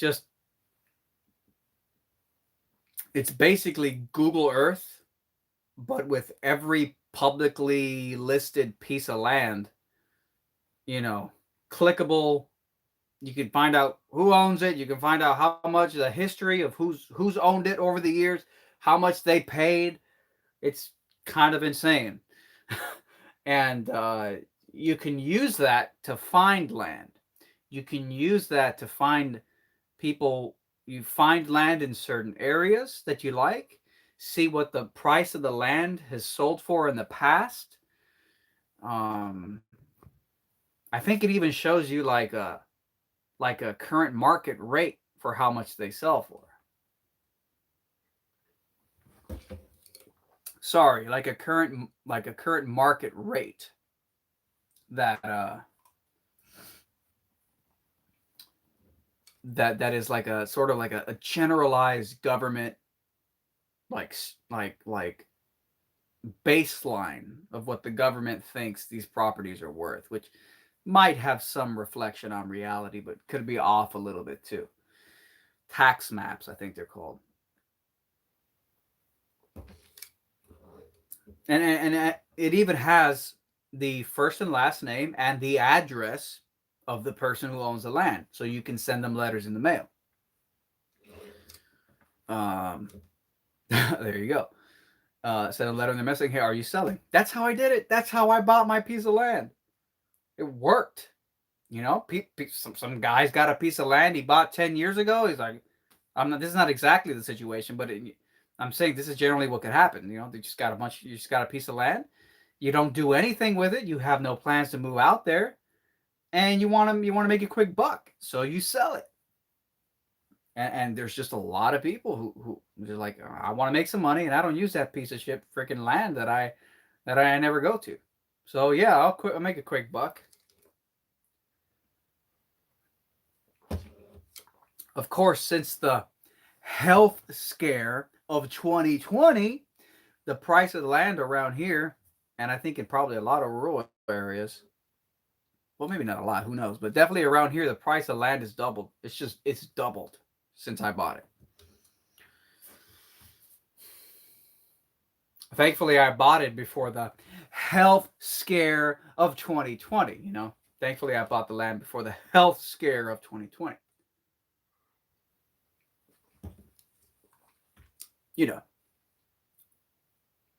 So we got a few little things here in the chat. The top of the containers will be a deck, and the 16 by 40 will be cantilevers over. Wow, it's crazy. I put a copy of my blueprint on the public warehouse on Google SketchUp. I have land. I'm looking up the name of the design. Oh, cool. Cool.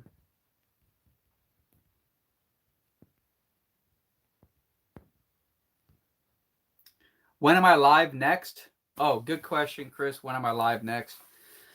I probably won't go live tomorrow because tomorrow's not the most interesting stuff. I'll probably go live. So what's today? Monday? I'll probably be live Wednesday. Wednesday, I will probably be doing the actual epoxy sealing of the whole floor. So I'll probably go live for that. It'll totally take me a couple days to finish the floor, but I'll definitely go live the first day that I'm actually really epoxy sealing the whole container floor. So that would be Wednesday. So keep an eye out Wednesday. Like I said, just hit the bell and then click that all button, and you'll get that notification when I go live. Hopefully.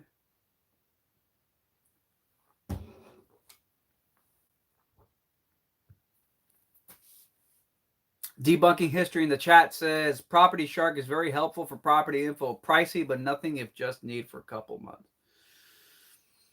It's interesting, a paid service. Yeah, I will say that the tax maps are quite rudimentary sites. They're just kind of slow and buggy, and they're not ideal. So I bet there's some really nice ones that, just a lot smoother. Probably way easier searchability and all that stuff. I bet.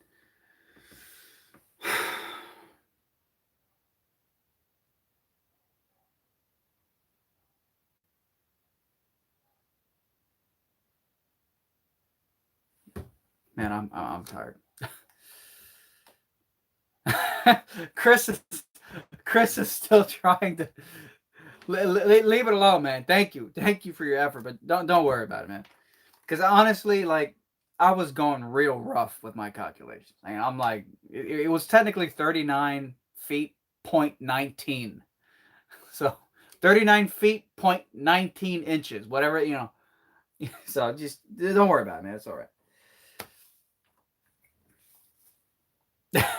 Oh, you need to know as well. Well, I mean, 39.19.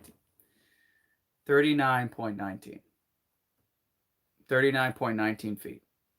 That was the distance from end to end. At least in this shipping container model. Sometimes there's variations.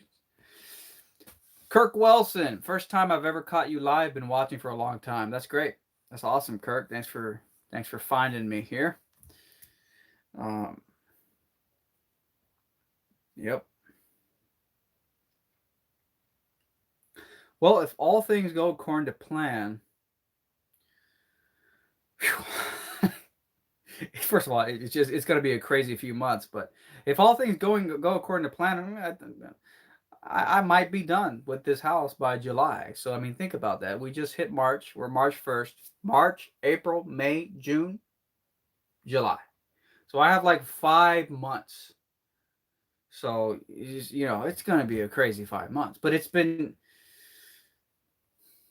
by sheer chance. It wasn't a New Year's resolution. I don't do those anymore because they don't work. I'm starting to think, by very definition, if you do a New Year's resolution, you will fail. I think that's it's almost like a New Year's resolution is literally a fail. In fact, it shouldn't be called a New Year's resolution. It should be called a New Year's resolution to fail. Because if you have to do a New Year's resolution, it's because you don't really mean it. What is it about the start of a year that has any relevance to whether or not you should commit to accomplishing something? So no, it wasn't a New Year's resolution. Just the timing kind of worked out right. That right around the end of December and right around the start of January, this container home project has been non-stop. I mean, the month of January was basically every day, morning to night, I was out there working. It's just morning to night, just sunrise to sunset, like almost like it had to be almost every damn day of the month.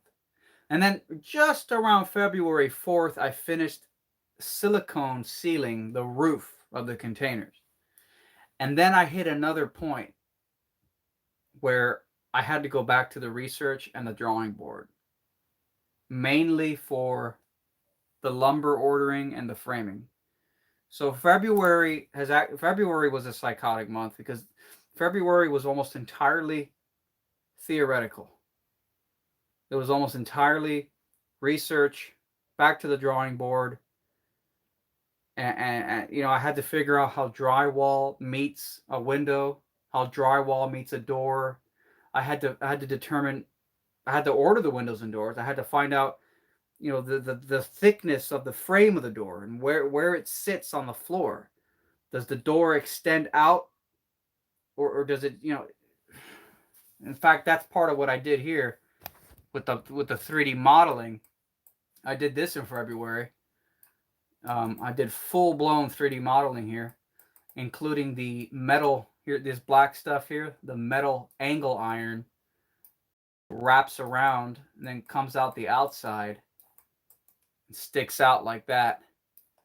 I had to figure that out because this metal, this angle iron, actually contributes to the size of the rough opening. It actually adds, I think it's 1/8 of an inch thick. It actually adds an 1/8 of an inch to where I have to cut the container, the big hole in the container.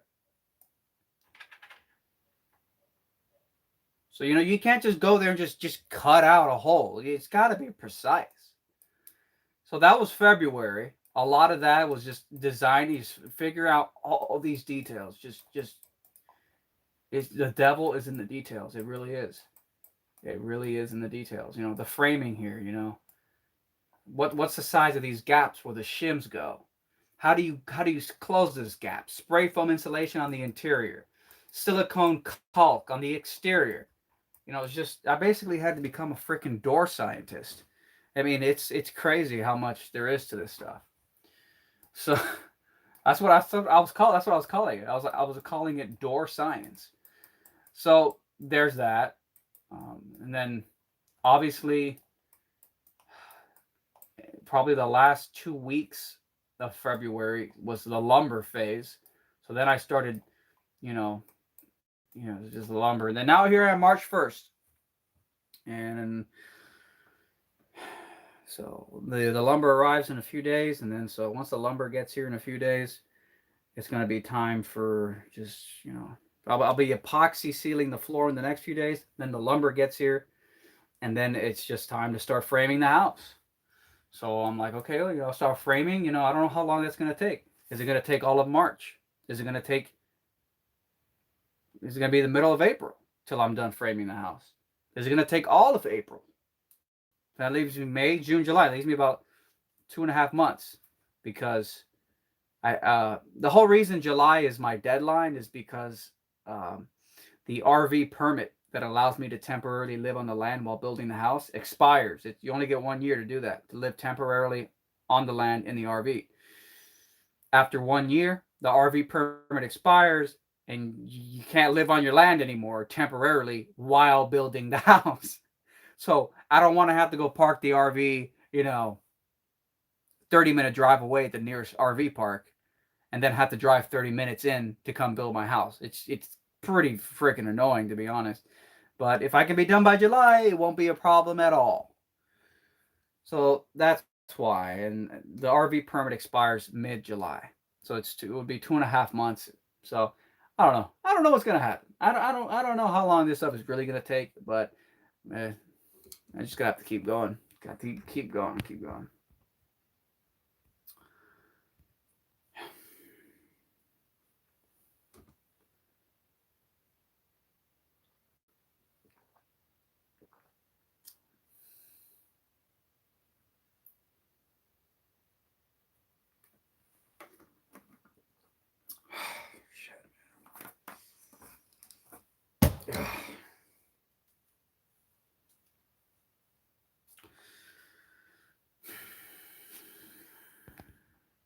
All right.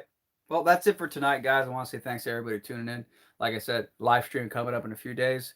Wednesday, I'll be epoxy sealing the floor, if all goes according to plan, that is. And so we'll keep in touch. And I'll see you guys next time. Thanks to everybody who smacked the super chat. J-Tech says I will have the video on my channel, J-Tech, tomorrow. Cool. There it is. J-Tech has a channel as well, so I'm not sure if he's uploading regular content or not, but I guess you can check it out now. J-Tech is there in the chat. Later, Common Men. Later, Chris. Later, everybody else. Thank you guys for watching. We'll talk next time.